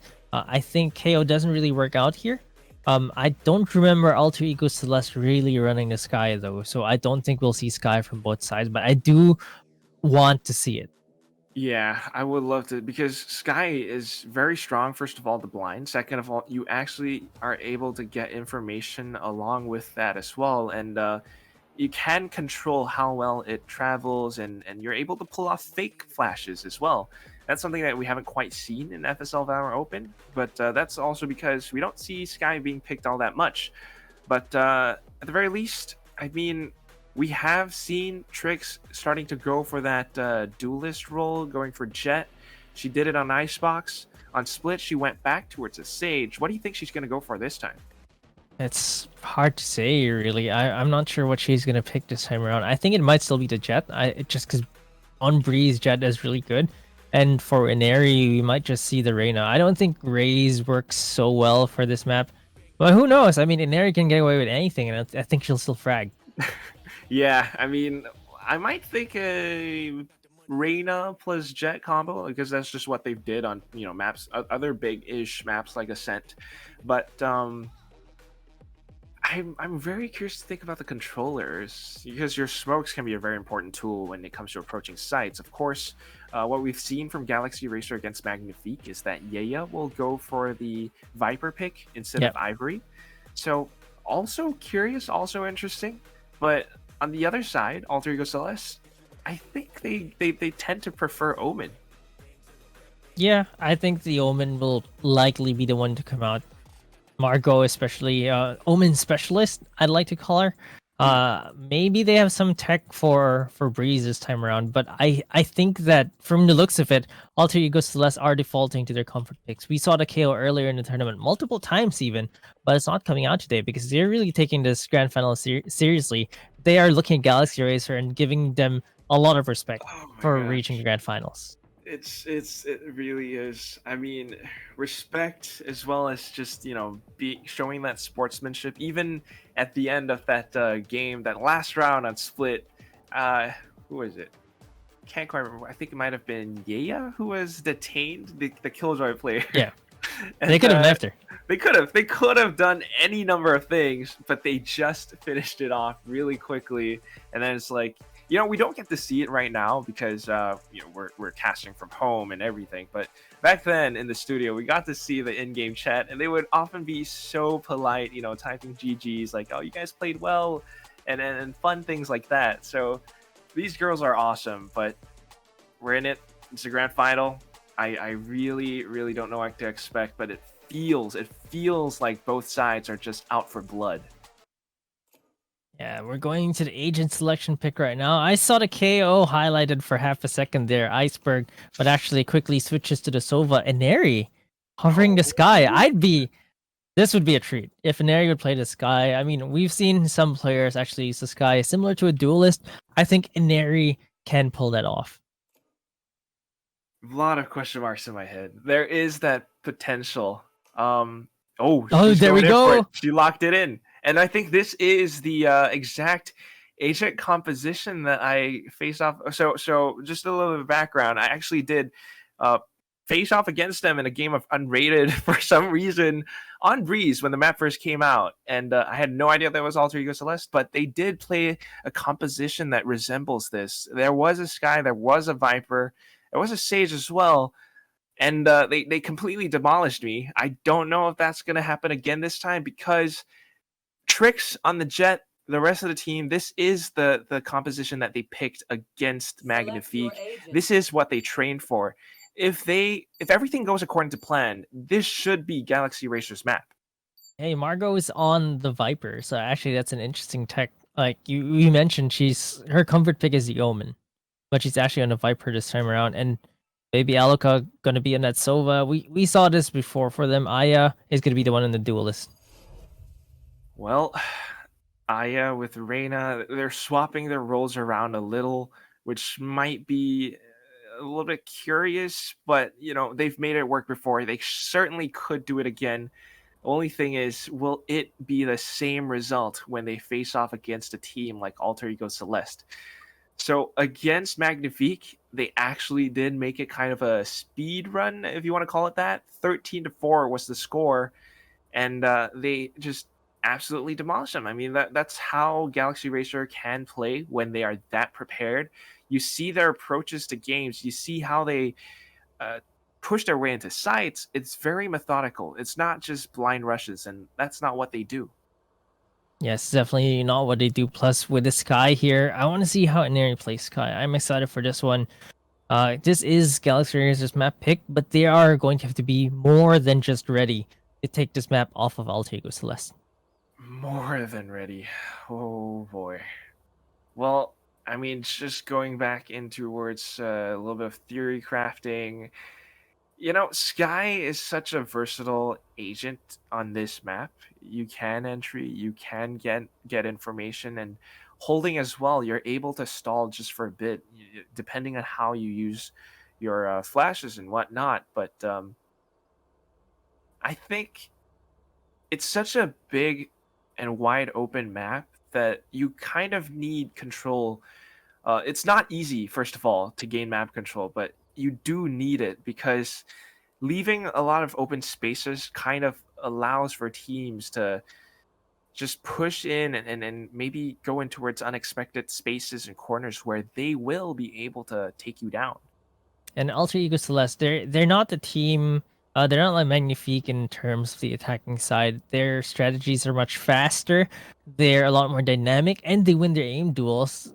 You remember against Magnifique, I think it was Deline that keeps roaming, and Galaxy Racer knew how to punish that, but I don't think you can get away with the same thing for Alter Ego every time. Exactly. That's why Galaxy Racer are strong. I mean, when you have an IGL like Trix, when you have the rest of the team, players like Baby Alika, players like Aya, they know this game. I mean, they're no slouches. They know what to expect. The only thing is how fast it's going to be. How fast will Alter Ego Celeste be? I mean, when they play on maps like Ascent, they are known for their insane aggression, despite being on defense. Will they do the same thing here on Breeze? It feels like you need to at least get some yeah. information and make the rotations on the proper defensive side. But it looks like it's going to be a technical pause yet again. It seems like Inari maybe has some issues. Yeah, it was mentioned to us earlier by our producer. That thank you, by the way. But that that Inari's mouse was having some issues. Who knows what it is? But it should be getting cleared up fairly soon. At the very least, right now, we can take a look at their positioning. Alter Ego Celeste, we do have Margot, no longer on Omen, on Viper, with the toxic screen that goes up in towards mid. And of course, probably the poison orb in towards cave as well. Yeah, depending on how they like to play it. I think some Vipers have different takes on how they actually want to smoke things out. I want to see the Sheriff. Maybe from Ayumi or Inari. I'm more from Ayumi than Inari, really. I can almost guarantee that if it's not a Sheriff, we should probably see a Marshal in the next round. Yeah, because it's that's such a guaranteed. strong tool. whether it's B main, whether it's A cave, the Marshall, if you're that sharpshooter, it's just such a good tool. It's almost like an operator, especially in the first few rounds when you don't have enough to buy up shields. Yeah, and in the hands of Ayumi, it's just a crazy gun. Well, at least for now, okay. Curious to see where Aneri will play around. But again, it comes back to how large, how open this map is. Galaxy Racer right now, it seems like their approach is to go for maybe a bit of an A split or just a full-on A execute from cave. At the same time, it is not the most difficult thing in the world to farm up alt orbs on this map alone. I mean, you have one that's kind of just given to you on the attacking side around shop. The other one up around B main, that's the difficult one to control. So there's a little bit of a give and take, but it's not the easiest thing for attackers to push past unless you have utility. So here we go. Toxic screen goes up, and Neri is playing up around halls, and she doesn't see anything. That was... Oh. Ayumi just takes Trix down with one shot. Are you kidding? And Who is this Margot girl? gets a headshot of her own. Alter Ego Celeste are starting off this round hot with those ghosts. And Galaxy Racer, they can't get an inch. They can't even get into the site right now. You're kidding me. Who is this girl? They just want to get out of cave, and you're gonna tap them in the head with a ghost just like that? It's so quick. Margot's going back into it, but unfortunately she's gonna lose her life, and along with that, the smokes as well. So this might be what GXR need to make their way onto site, but the wall is a little bit low, and it just allows, just barely, for Alter Ego Celeste, players like Aneri, to connect even more headshots. Baby Elga, with 4 HP at this point, they are just running her down. The wall on ice, the ice wall rather, on Breeze on that side is always too low. You just need to jump over the box and you can peep heads through it. So actually that wall gives a little bit of false sense of security for the attackers, because if someone is playing the boxes on the left, Whoa. there's no way it's very difficult for you to shoot back at them. Whoa. And they'll just pick your heads off. And it looks like, yep, gonna be on top of pyramids right now. They did this on Icebox against Galaxy Racer yesterday. They're doing it again, but this time on Breeze, it's the Marshall firing squad. If you're a Galaxy Racer and you peek into this, what's your immediate thought? You don't even get it, because Aya just gets immediately picked off. Aneri with the double now. Yeah, they know my where God. she was. They knew where they were. That recon bolt was shining a few times, but they don't care. They're just gonna kill everyone. And Neri, already a triple kill for her with this Marshall. They're making great use of this musket right now, and she's gonna go up close and personal, but the right click. Oh no! Galaxy Racer are turning things around. A little bit overconfident. They went in close range with the Marshalls, and thankfully Yaya with the right clicks turns things back. But Iceberg clearing out shop now. They know the rotations are underway. Will Galaxy Racer actually be able to predict the flank coming in? And will they actually be able to break their way in towards the B side? Because Margot is at full health. Oh no. Flank is a bit too far right now, but Margot with the Spectre, it's just Trix left, 22 HP on her. It's just gonna take one bullet to take her down, but she does have the Sheriff. We've seen what she can do with that gun. If she gets this headshot, no, Margot denies her off that, and Alter Ego Celeste, a bit overzealous with the push there, but they secure round number 2. Margot plus Spectre. I mean, that's a match made in heaven. But you could see a nice little plan from Galaxy Racer.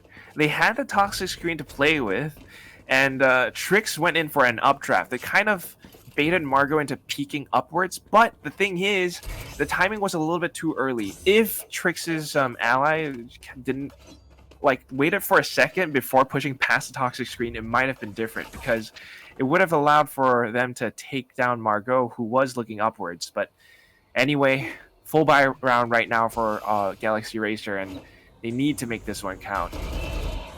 They definitely do, because they have the guns right now, and if they lose this, it's going to be a snowball for Alter Ego Celeste. They're going to have to make sure that they can get this round as clean as possible, but there's the Marshall. It's gonna challenge him. Margot is actually hiding behind the smoke, takes Trix down, but Ivory takes a Yumi. Margot with a Spectre, just a bit too scary. She's hiding behind the walls right now, but Aya is gonna take her down. Iceberg, though, with the Ghost, is gonna take Aya down, so for Galaxy Racer, they're actually at a disadvantage here. Only Yaya is left alive. Still spike planted. It's a little bit of an advantage. But Iceberg just gets healed up. 2 players to deal with, and they know exactly where Yaya is. She's hoping to play this post-plant, but it's not going to be the easiest thing in the world. In fact, slowing her down just makes things worse. She goes in and unfortunately doesn't connect her shots on towards Iceberg. Not even a fight. And Alter Ego Celeste pick up the bonus round, Marquis. The bonus round. Yeah, that's exactly what we wanted them to avoid. The Alter Ego Celeste snowball for Galaxy Racer. I'm not even sure they have enough for a buy this round. At least not a full buy. It's going to be a little bit of a broken buy. Oh, man. Alter Ego Celeste, girls, what are you doing? This is off script. It's supposed to be a 2-1. What are you guys doing? But, again, it just shows how strong they are. Even coming down to it, the executes go in. Margot was such a pivotal player, just playing around that toxic screen on the B site, with her Spectre even. This time, she's going back towards A, and then the operator sounds off. If you're Galaxy Racer, I don't see you pushing into this at all. They're still looking to go for it, though, and Trix just immediately gets slapped down. Seekers are prepped up and ready. As soon as they hit it, it's going to be disastrous. Hawk goes in, she pushes past the poison orb, but double sheriffs, double kills. It's a 3v3. Yeah, they're still making Alter Ego Celeste sweat. There's the gun on Yaya as well, so with the Vandal operator on Aya. So they actually just might be able to make this work if they can get the frags. Can they get the frags? That's the question. Viper Spit might have gone up, but they immediately lose control over Cave. All thanks to the clearing out from Margot as well as to Rathiel. Just so incredibly strong. And of course, with the numbers advantage, it's just all too difficult for Yaya to hold her own right now. 4-0, Alter Ego Celeste, incredibly strong lead. How does Galaxy Racer come back into this? They saved up, they should be able to buy back, but they desperately need a win. This is map number 3 in a best of 5. If they don't win it now, it's not going to happen. Yeah, and this is their map pick as well. Galaxy Racer, they need to show that they have something up their sleeves. This is another buy round for them. So this is where they have to show that they can make it work. Galaxy Racer fans in the chat, stand up because this is the time. Operator again, this time from mid, just absolutely denies any form of control whatsoever. Baby Alka narrowly dodges one shot, backs away.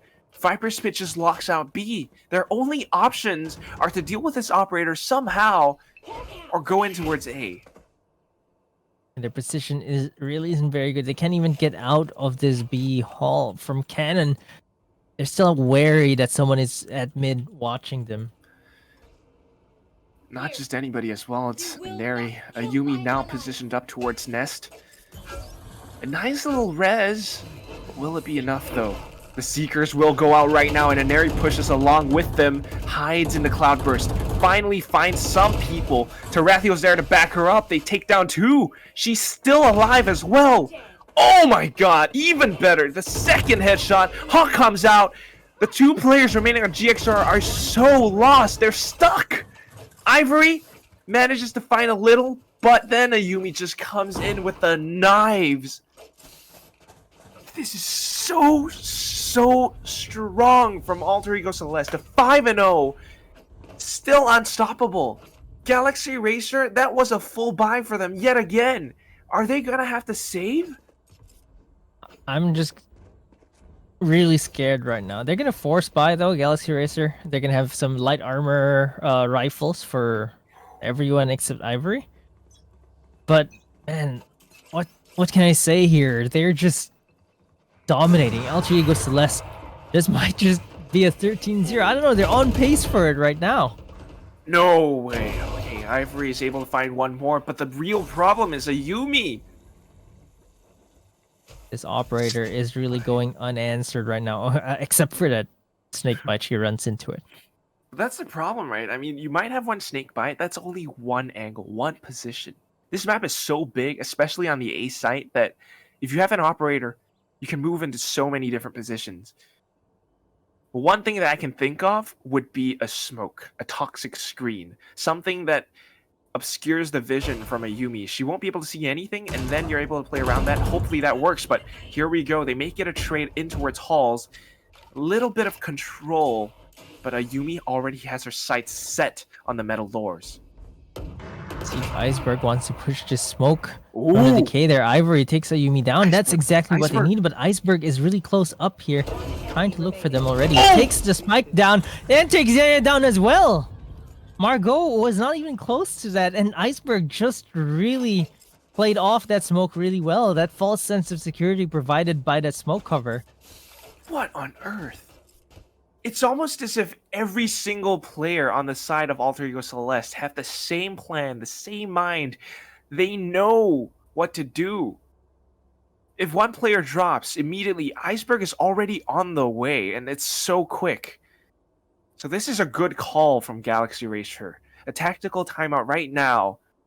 A little bit I of would have breathing preferred room. it on the next round, or maybe even like the previous round where they had With guns. 5? Yeah, right now it's gonna be a full eco for them. They could have actually, well, if I were Galaxy Racer, I just can't miss spawn. I think one of the teams was a G2 did this before.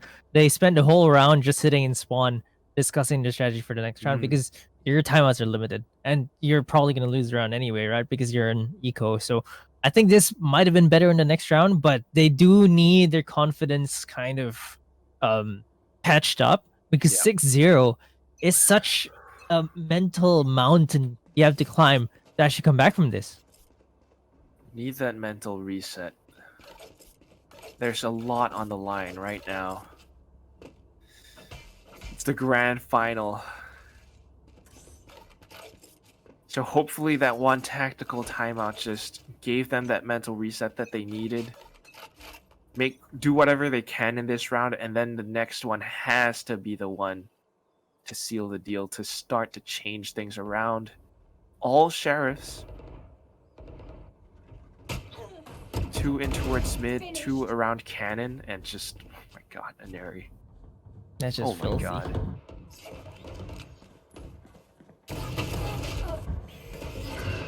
They're still going into it again. They're just challenging them up around mid. Every single angle, every single gunfight, Alter Ego Celeste wins. Spike down B. Last one remaining, Baby Alka. Up around elbow. I have the spike. Able to pick up a Vandal as well as the spike. It's not impossible. Oh my god, but look at that. Look at how Alter Ego Celeste positioned off of that one little bit of information. Once they knew that Baby Alka was up around elbow, the positioning, Aneri went in to just hold the angle. 2 players in towards B on different positions as well.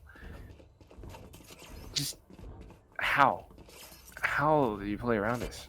Yeah, is it the fatigue we're seeing maybe? This is their 5th map after all of True. Galaxy Racer, but those first 2 maps against Magnifique were pretty quick, but Alter Ego Celeste just looked nigh unstoppable right now.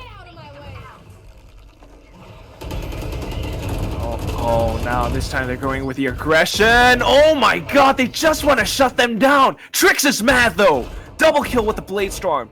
This is time to stop this madness, but Tarathiel! What? What a burst. Takes Trix down, and all that's left is Yaya. 1v3. That was really just disgusting. Being able to push up there and taking 3 down, that's just absolutely amazing. That was a confidence check for Alter Ego Celeste.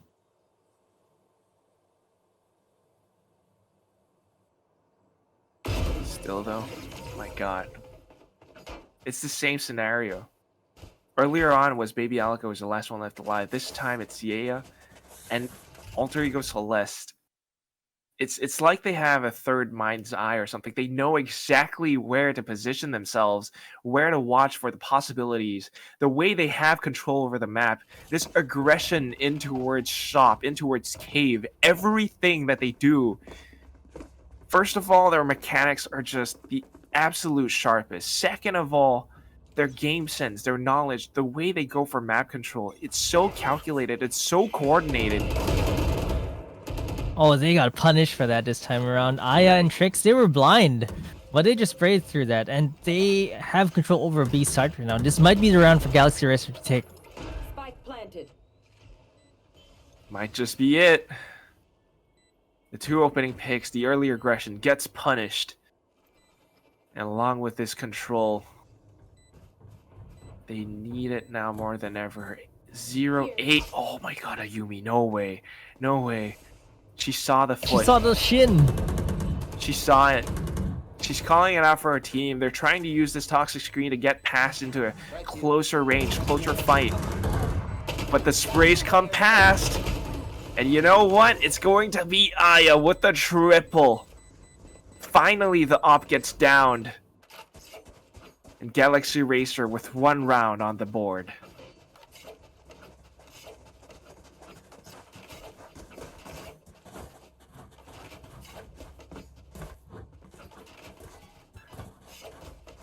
Well, Galaxy Racer, they still hold on. This is their first round, but man, like, this is just so difficult for them. Never give up. This is your map pick. Never give up. 1-8. Yeah. Crazy. Very difficult. But come on, Galaxy Racer. Look at how they're spraying past the smokes right now, the poison orbs. They're just shooting in the general vicinity, the general direction, and they're actually able to tag Ayumi down to 57. That's not bad. Still, though, Margot is in a perfect position to stave off any form of aggression. They push into this. If they don't clear Margot, that's going to be a big problem. Ayumi with the vertical angle as well, trying to connect whatever she can. Trix just going in for control. Whatever they can get, they just want it.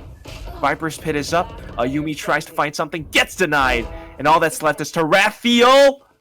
1 headshot to start things off. Still a 1v3 though. Can go for the res. She's thinking about it. Picks Ayumi up. And the rest of the team hear this. They're looking to stop the pushes. But unfortunately for them, it's going to be a trade. 1v2 now. Yeah, the pit has been taken down though because Yaya falls, so Tarathiel will have clear vision of this. It's much more doable for her, but Baby Aloka has the angle. Quick headshot onto Tarathiel, and that's a second round on the board for them. Signs of life from Galaxy Racer. Very nice. Very lovely to see. 8-2, and they are not giving up. This is why they are contenders. This is why they are Galaxy Racer. This is why they're in the grand finals. 5 maps already played today for these girls, and they're not giving up. Here. The mental fortitude that you need. And even for Trix to come up with a counter strat. It's very lovely to see. But they still need more. An 8-4 wouldn't be too bad. That's still not the easiest thing in the world. Look at what Ayumi and Aneri are doing right now even. Seekers go out, they make it a quick trade, but they still don't quite know that Ayumi's up over by the middle doors. They finally figure it out, but Aya drops dead.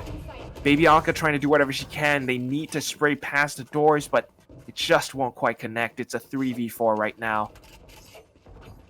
Oh my god, and just turned into a 3v3. Look at what Tarathiel's doing on the B side. Immediately repositions herself up around the site. The back side, in fact. Ivory makes it a trade, though. 2v3, and this is even better. Galaxy Racer looks like they're a different team right now. As I say that, Margot takes on Baby Aloka. Down to a 2v2 now. There's a snakebite coming out, forcing Ivory to slowly move all the way in the open. They're gonna find her though. Ayumi takes Ivory down. Yeah, though, makes it a trade. 1-1 right now. Ayumi, 67 HP left. She's gonna have to get this headshot most likely. Otherwise, she's not going to be able to win this round. But Yaya is going to be sneaking around. It's going to be so hard to find her if she clears that corner. Yaya take the Yumi down in Galaxy Racer. Make it 3 in a row. She survived by 4 HP. Last round in Oh my god. Galaxy Racer just holding on, hanging by a thread.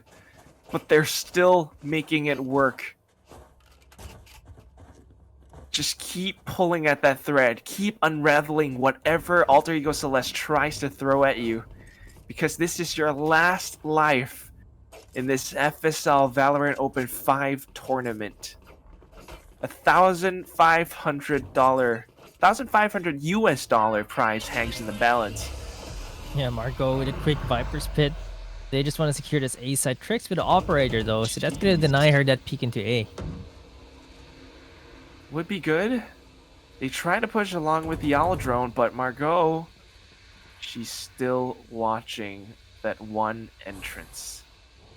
Trix just misses the timing. She was looking down the hall there, Oh my god. and then they actually peek out as soon as she looks backwards. They know that someone's there. They hear the drone. They should expect a an Airy rather, coming in here. But an Airy, faster on the trigger, takes Aya down with a quick flick. That's a headshot over there, and Trix is forced to stay here to watch the push from behind. So sharp, dude. They knew that she was there. She is the best player according to combat score in FSL. So Exactly. Just the highest combat score out of every single player.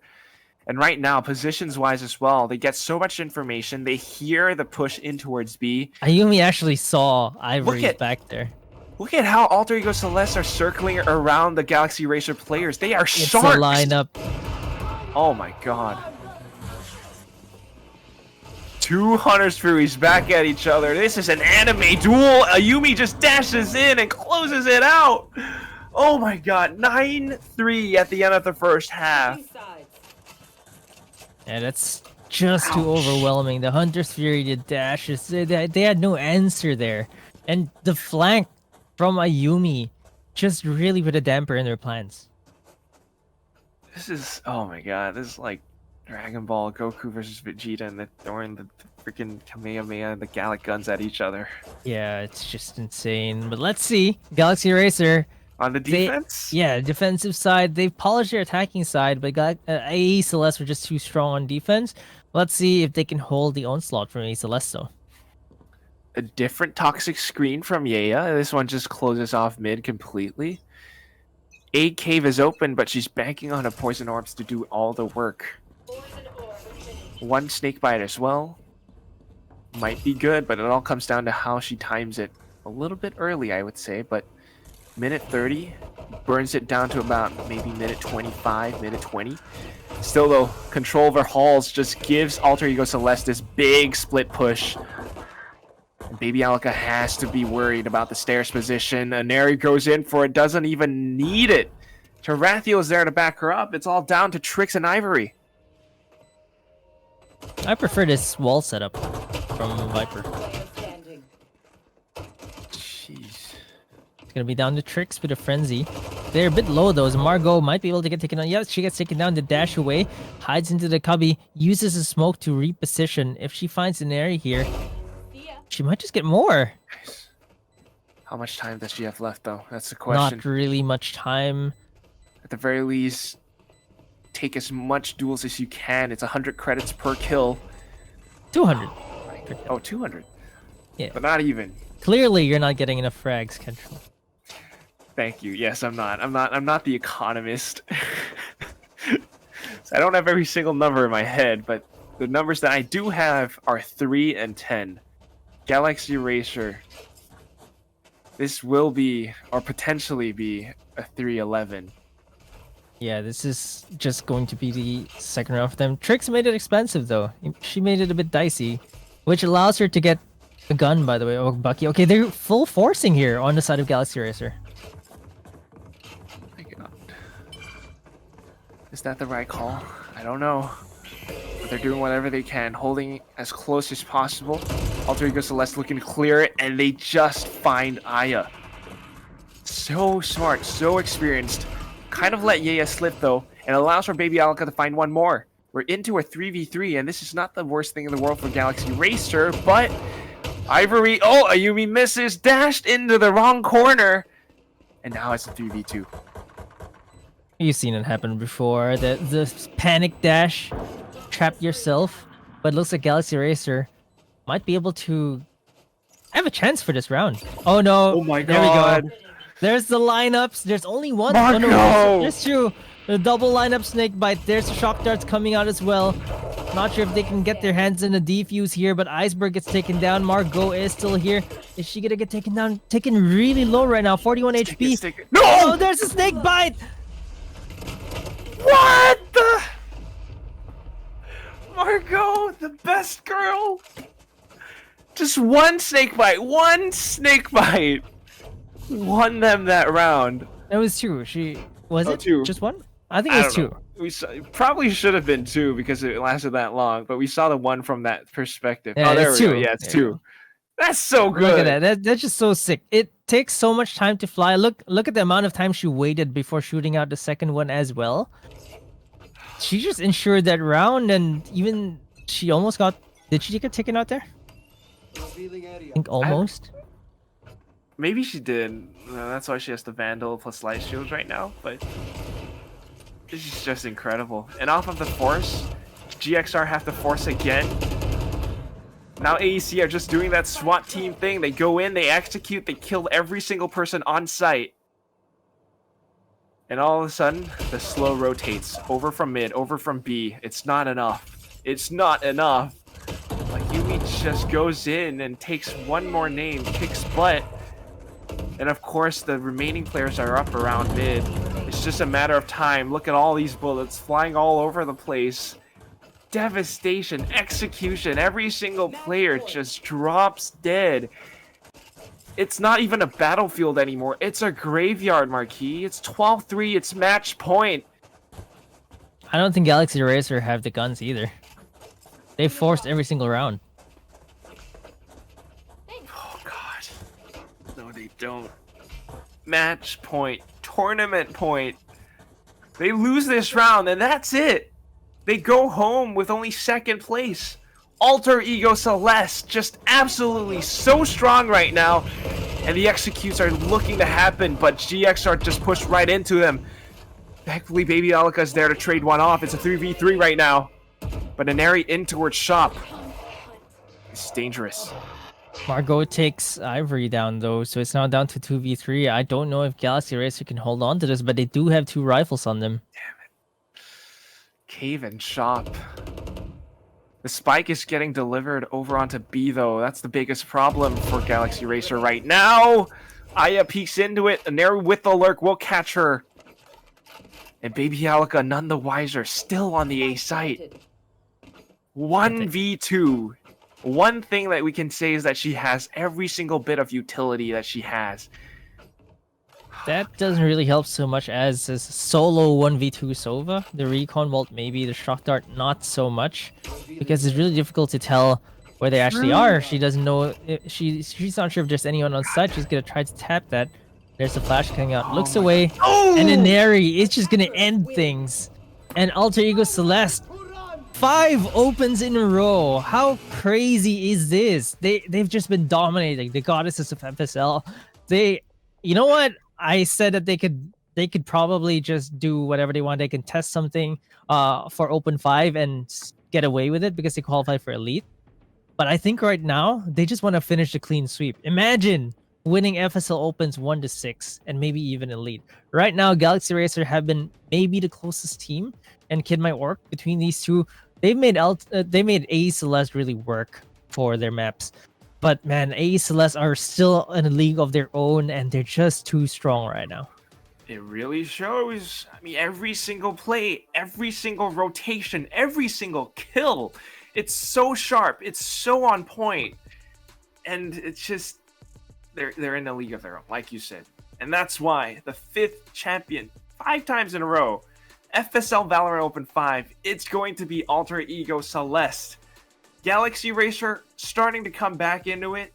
They said that they, Breeze was kind of their trump card. They were practicing. They did, basically destroy Magnifique on this map. But when it comes down to it, Alter Ego Celestè, aside from this one win, if we take a look at their complete run, I mean, I'm gonna do it with Tanya later, but every single map they've won. In this entire FSL, yeah, they didn't. It was a perfect run for them this time, right? Perfect, absolute perfect. That is insane. These girls are just too good, too good. Yeah, the only close map was against Kid My Orc where they went to triple overtime, but Overtime, even oh. then they took that away, and it's still a perfect playoffs from them. Alter Ego Celeste, what a dominant run from them, and of course all the players really showing up. In area Yumi, wow, that's just absolutely amazing. Just I want to worship them because that's how good they are. Every single one. I mean, it's not just a Yumi or a Neri. I mean, yes, they are the ones with the highest average combat scores out of almost every single player in the entire circuit. But you also have to give credit to Iceberg, Marco, to Rathiel, the IGL, the calls. Everything is so good.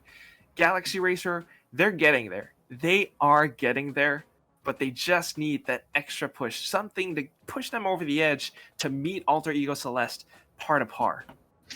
Yeah, definitely. We're starting to see again, I said this before, level of competition increase, and Galaxy Racer, they're getting closer.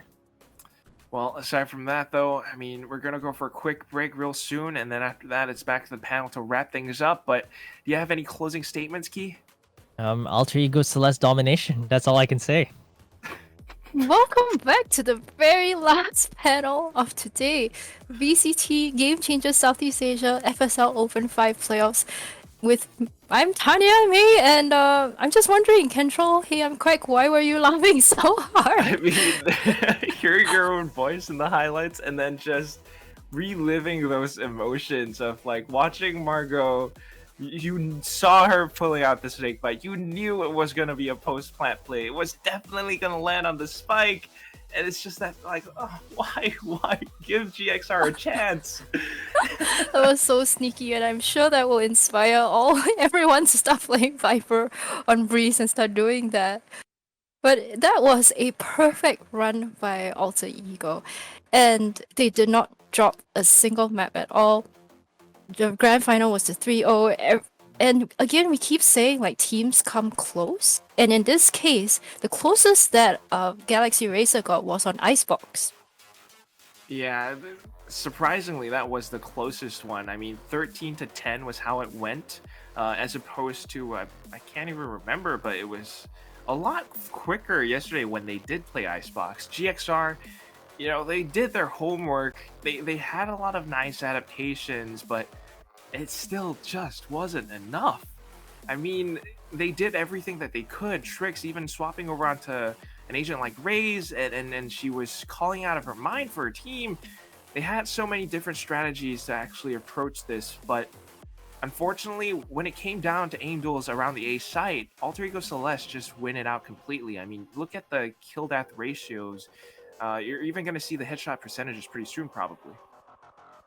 Yeah, and really Alter Ego Celeste, they are the ones who not only got the being sharper than the rest and getting off the shots, but I really like that they adapted.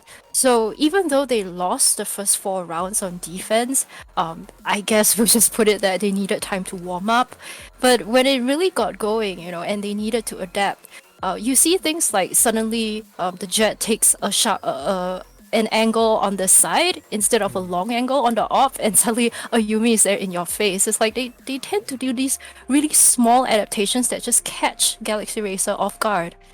Absolutely. I mean, it's really tough if you're on the side of Galaxy Racer to react to these because it happens so suddenly, so quick that unless you have a set plan, like a contingency somewhat, you're not quite sure what to do. All you can think of is your own perspective, like tunnel vision, and you're going in, okay, I know there's a player here, I need to deal with them somehow.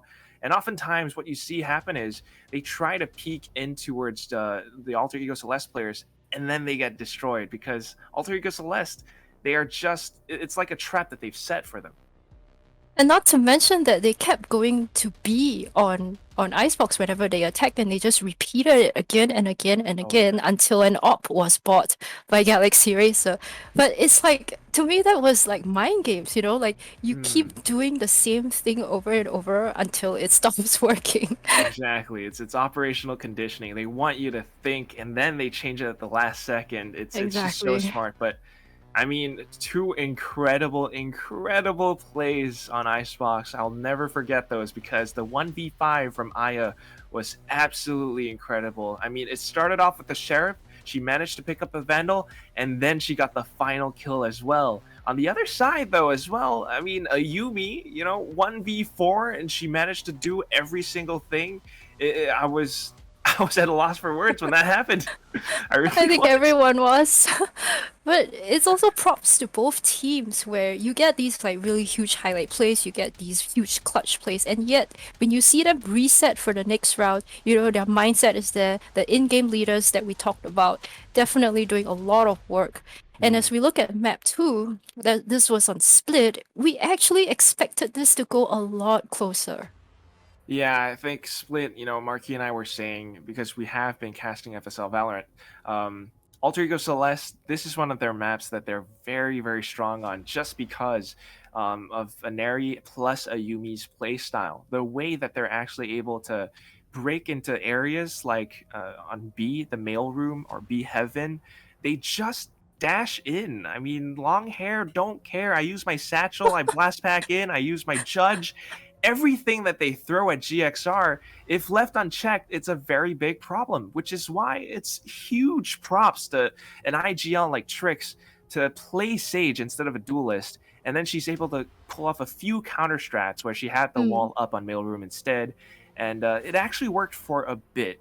Unfortunately for them, though, Alter Ego Celeste just have strats on top of strats. I mean, if B doesn't work, if mid doesn't work, they can still go to A. And look at the headshot percentage. I mean, does being taking on the judge means that you now have to attack their bodies, and therefore Galaxy Rachel actually got a higher percentage of headshots this time around. I think that's actually 100% true. That's probably why. But, not to discount GXR, they were incredibly sharp too. But at the end of the day, it's just the 11-5 frag wins. It just shows that, Alter Ego Celeste, they have a very good idea of what they want to do, and they're actually able to execute it. I mean, they probably dry run, rehearsed it on their own time in custom games with scrims as well. And, when it comes down to it, they win those gunfights, those duels. GXR are great at aiming as well, but sometimes it's just they're that one little step ahead. And they looked a little bit more coordinated on Split because it is their playground, but nonetheless, halftime was 7-5.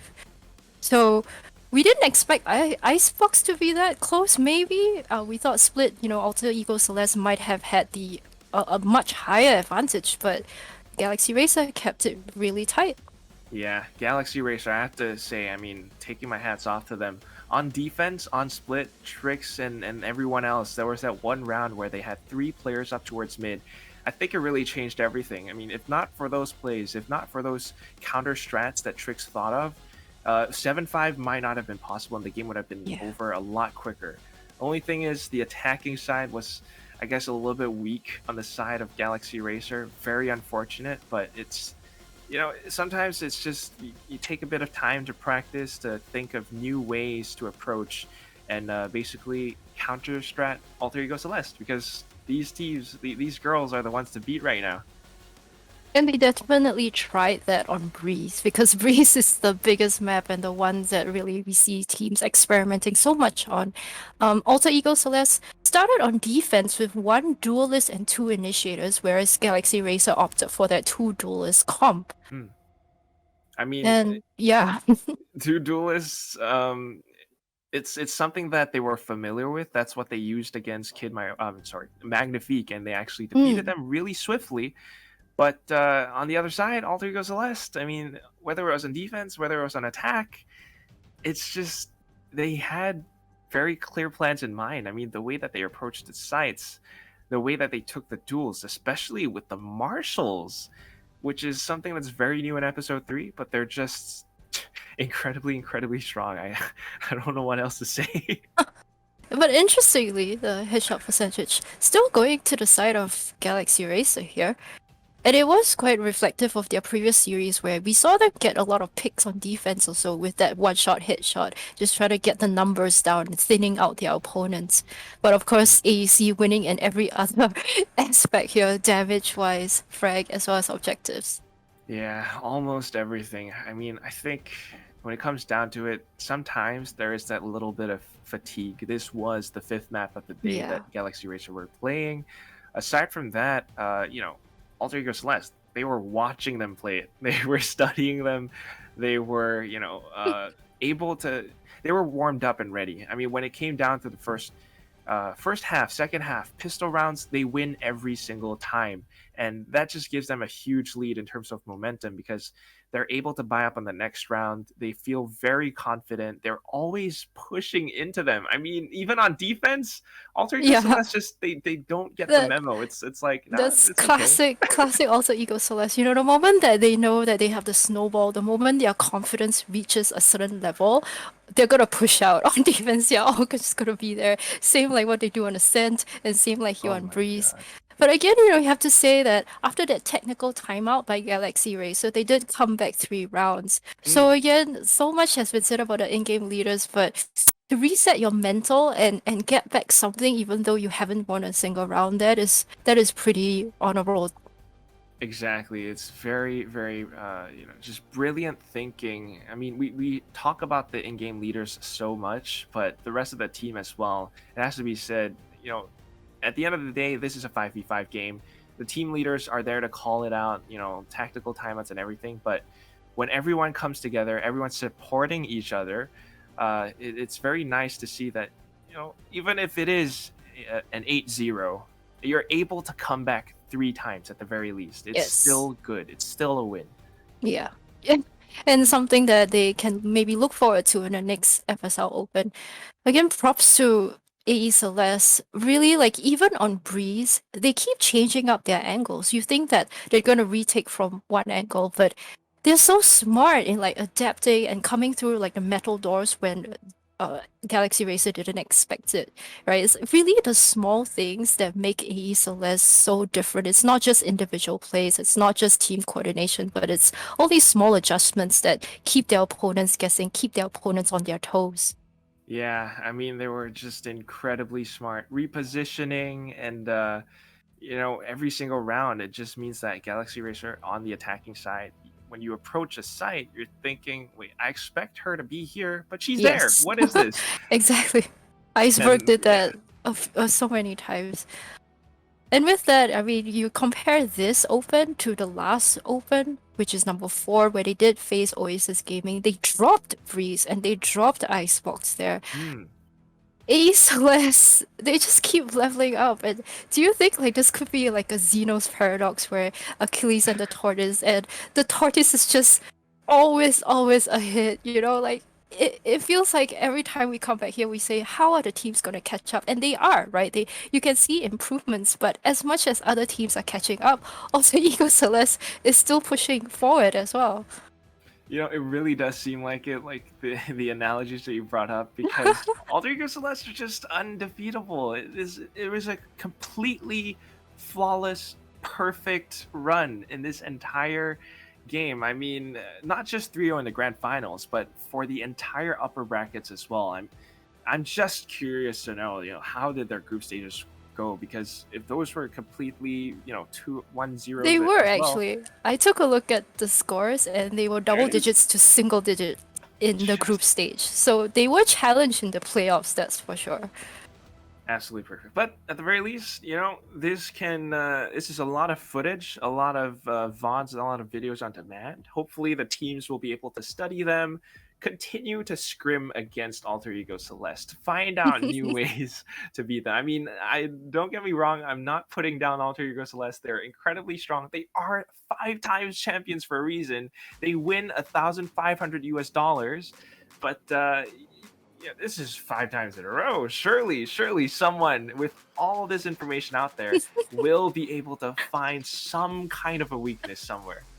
Surely, right? I mean, unless all 5 girls are just that perfect. Yeah, that's a question that the next Open, we'll have to see whether get answered. But for now, congratulations to Alter Ego Celeste once again, 5-time champions led by Therethiel, their in-game leader, Iceberg, Aneri, Ayumi, and Margot. Fantastic teamwork, fantastic plays. And with that, we are going to wrap up our VCT Game Changers Southeast Asia FSL Open 5. It is a tournament circuit that's dedicated to growing the women's scene here in our region. I personally am very grateful for it. And it's also sponsored by Intel and supported by Yahoo. Thank you for the wonderful interviews. And to all the women watching out there, look out for FSL Open 6 because it is going to take place this month. It's the 1st of August, so we're already in August. Wow, the year just went by so fast. And registration is going to open on Tuesday, so please watch out for that. Please sign up, and maybe we'll see you here back again at the end of the month. For now, this is Tanya May, and I'm joined by Kentrol Heian Kwek, signing off.